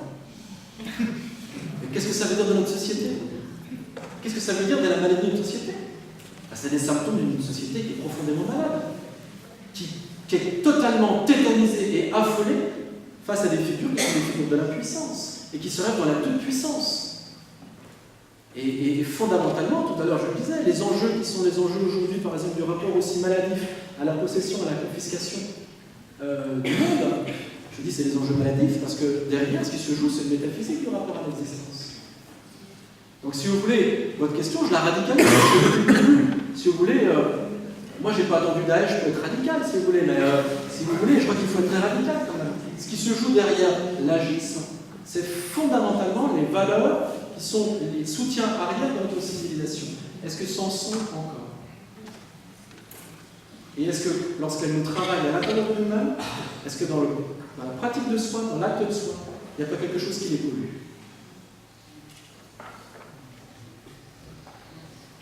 Madame? Moi, j'ai écouté aussi avec beaucoup d'intérêt tout ce que vous disiez, et il se trouve que je vais régulièrement, pour des raisons familiales, dans une maison de retraite. Et quand vous parlez de gens vieux, improductifs, désintéressés par les choses de la vie, c'est vrai. Mais moi, ce que je trouve, c'est que le gaspillage du temps, que vous avez présenté un petit peu comme un bonheur possible, comme une volonté même d'être sans engagement, libre de faire ou de ne pas faire, moi j'y vois en face une douleur incroyable. Ça ne suscite absolument aucun bonheur chez ceux à qui on propose, comme vous l'avez dit, des activités plus ou moins intéressantes, auxquelles d'ailleurs ils ne sont pas obligés de participer. Ceux qui y vont en sont contents, peu ou beaucoup, peu importe, mais ceux qui n'y vont pas, parce que justement ça ne les intéresse pas, ceux-là, c'est comme si toutes les portes autour leur étaient fermées. Et ils n'ont aucun moyen d'en ouvrir une de porte. Parce qu'au fond, comme vous disiez, il n'y a plus matière à faire des projets, et les gens le savent, le sentent, et ne souhaitent pas en faire. Et le seul projet qui reste, c'est celui de mourir. Et c'est le seul sur lequel personne ne peut leur dire ni quand, ni comment. Et là, ça crée la terreur, parce que ça peut durer très longtemps, cette vacance dont vous parlez, et là, personne n'a de solution. Et la seule différence finalement entre les jeunes et les vieux, vous l'avez dit, je crois, à un moment, c'est que les jeunes se sentent immortels, jusqu'à, disons, peut-être un âge avancé, se sentent immortels, alors qu'après, c'est tout l'inverse. Les vieux sont obsédés par la mort, et là, personne ne peut les aider, parce que personne ne sait quoi leur dire. Alors, la vacance... En fait, c'est le contresens. C'est le contresens complètement. Mais j'ai sans doute pas été clair. La vacance, c'est pas la vie. L'image que j'ai prise, c'est les grandes vacances. Comme l'a dit madame, et j'ai abondé en son sens, le renoncement, c'est pas la capitulation, c'est pas la résignation. Le renoncement, c'est l'acceptation. Donc on est sur quelque chose qui est très ténu, très ténu. Mais ce dont j'essaie de parler avec Sioran ici, c'est bien sûr, il n'est pas question de faire l'apologie du vide, de la dépression, de l'ennui et de la résignation à cet ennui. J'essaie de dire, le modèle de la suractivité frénétique ne peut pas rendre raison rendre compte de l'agisme, mais du grand âge, mais de la même manière, ce dont vous m'entretenez, ça ne correspond pas non plus à ce dont je parle. Moi, ce que j'essaie, c'est de trouver une voie médiane entre, d'un côté, la fascination pour les figures et l'activisme agité, désordonné, qui fait qu'une vie n'est valable qu'à la condition qu'il y a la manifestation de la puissance et l'auto-exploitation de soi par soi dans une attitude de jubilation et d'optimisation permanente, le développement de soi à 100%.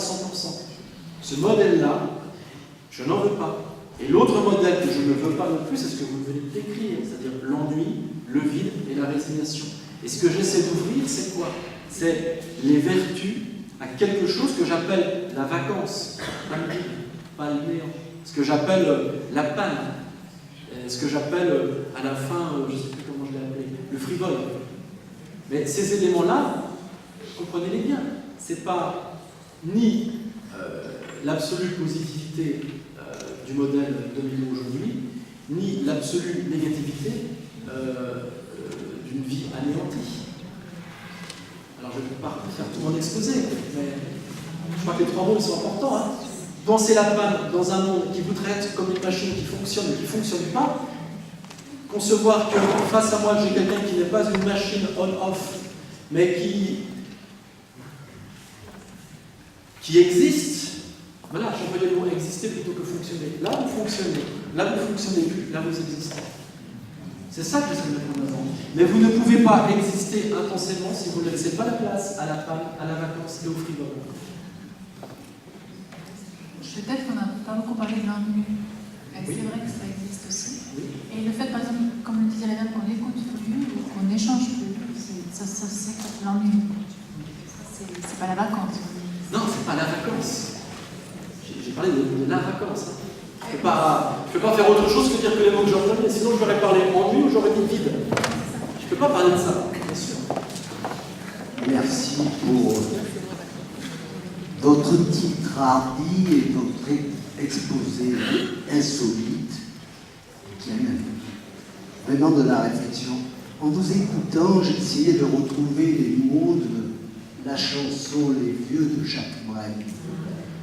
Les vieux ne parlent plus, ou alors seulement parfois du bout des yeux. Ils n'ont plus d'illusions.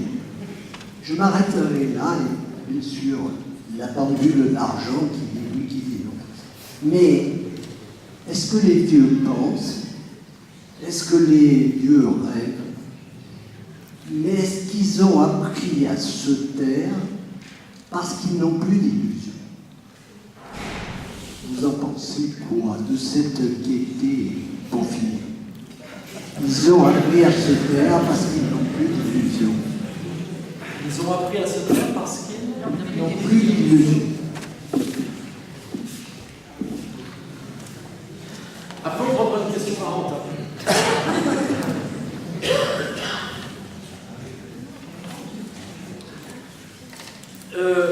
Je vais reprendre quand même le début, parce que le début est quand même très intéressant. Pardon. Je vais reprendre le début, parce que le début est quand même très intéressant.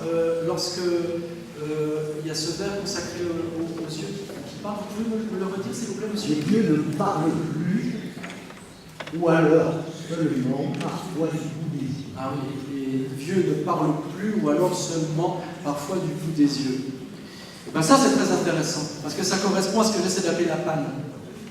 C'est-à-dire que, bien sûr, dans une société qui formalise, qui protocolise tout, on voudrait qu'il y ait une expression qui passe par le canal, qui est le canal de la rationalité et de la compétence, qui est le canal du langage. Et parfois, le vieux se tait. Mais ce n'est pas parce qu'il se tait que c'est la mort du langage. Et ce qui est très beau dans ce que vous nous citez, c'est que ici, ce sont les yeux qui se mettent à parler. Et c'est ça que j'essaye de désigner, moi, comme étant la panne de la première partie de mon intervention, en disant qu'au fond, on n'a pas à attendre du vieux qui s'inscrit dans les schémas de production qui sont attendus, comme le schéma de production de la parole. Mais ça ne veut pas dire pour autant qu'il n'emprunte pas les chemins détournés par lesquels il se joue là quelque chose de lui. Et Moi, c'est ainsi que j'entends le passage. Il n'y a personne qui se tait. Mais par contre, il y a des gens qui n'entendent plus, parce que le canal mobilisé habituellement, le canal consacré, c'est celui-là, bien sûr, qui n'est plus mobilisé, qui n'est plus sollicité. Mais la panne, c'est pas la capitulation. Je ne sais pas si je suis clair. La panne a quand même une connotation. Mais enfin, je vais quand même vous... bien sûr.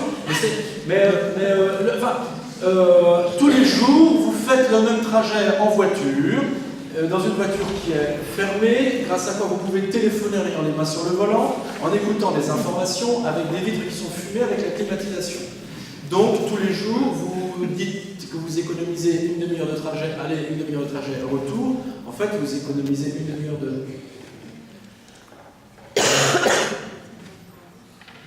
contact avec le monde. Puis un jour, il y a la panne du véhicule. Vous ne pouvez plus vous déplacer, vous ne pouvez plus aller bosser.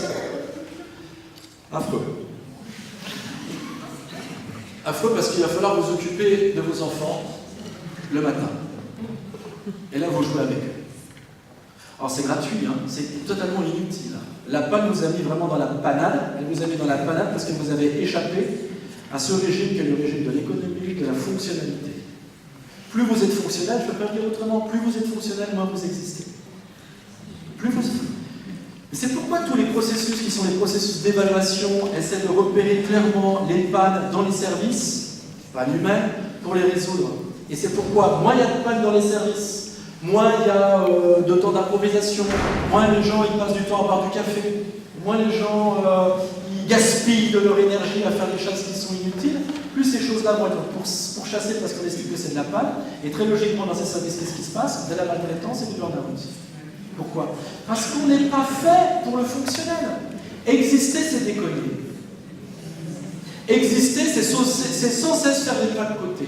Exister, c'est justement être dans des situations dans lesquelles on ose la production. Et on le sait bien tous. Les services qui marchent, c'est les services dans lesquels les rapports de soins sont des rapports où il y a des activités. Il y a des choses, on n'est même plus dans l'activité. Il y a des choses, il y a des rapports qui sont marqués au sceau du temps gaspillé, qui sont marqués au sceau de la gratuité, et des relations qui sont des relations qui ne servent à rien. Et bien on reconnaît le bon thérapeute en ce que justement, il établit des relations qui ne servent à rien et qui de ce fait sont invisibles à la pensée fonctionnelle. Bien sûr, c'est une panne en termes d'efficacité, mais comme c'est une panne en termes d'efficacité, c'est là où l'existence monte à son niveau le plus fort. Fondamentalement, exister en latin, c'est quoi? Ex, sortir, sistere, stare, rester. C'est-à-dire, vous pouvez être mis à demeure, être identifié dans une place, dans une fonction à un instant T, dans un lieu précis, et là, effectivement, vous fonctionnez comme une pièce dans un moteur. Vous fonctionnez, mais vous n'existez pas. Et exister, c'est le moment où vous vous sortez de l'état dans lequel vous êtes. Le propre de l'homme, c'est qu'il se sort de l'état dans lequel il est. Il n'a pas faim, et qu'est-ce qu'il fait? Bon, allez, va, pour la route. Il n'a pas soif, et qu'est-ce qu'il fait? Bon, allez, va, pour la route. Il n'a pas envie de se reproduire, et qu'est-ce qu'il fait? Le propre de l'homme, c'est qu'il déborde sans cesse. Le propre de l'homme, c'est justement qu'il est celui qui échappe à la quantification de la fonctionnalité. Donc c'est ça que j'essaie de dire, c'est qu'au fond, le vieux, ce qu'il nous dit, il est en train de nous dire, moi je suis celui qui est hors case, moi je suis celui qui échappe à la sphère de la production. Si tu veux établir un rapport sain avec toi, toi-même échappe à la sphère de la production, sors du rapport fonctionnel et ose exister avec moi. Tu me restitueras dans mes dignités et tu seras un vrai bon soignant. Je ne peux pas dire autre chose.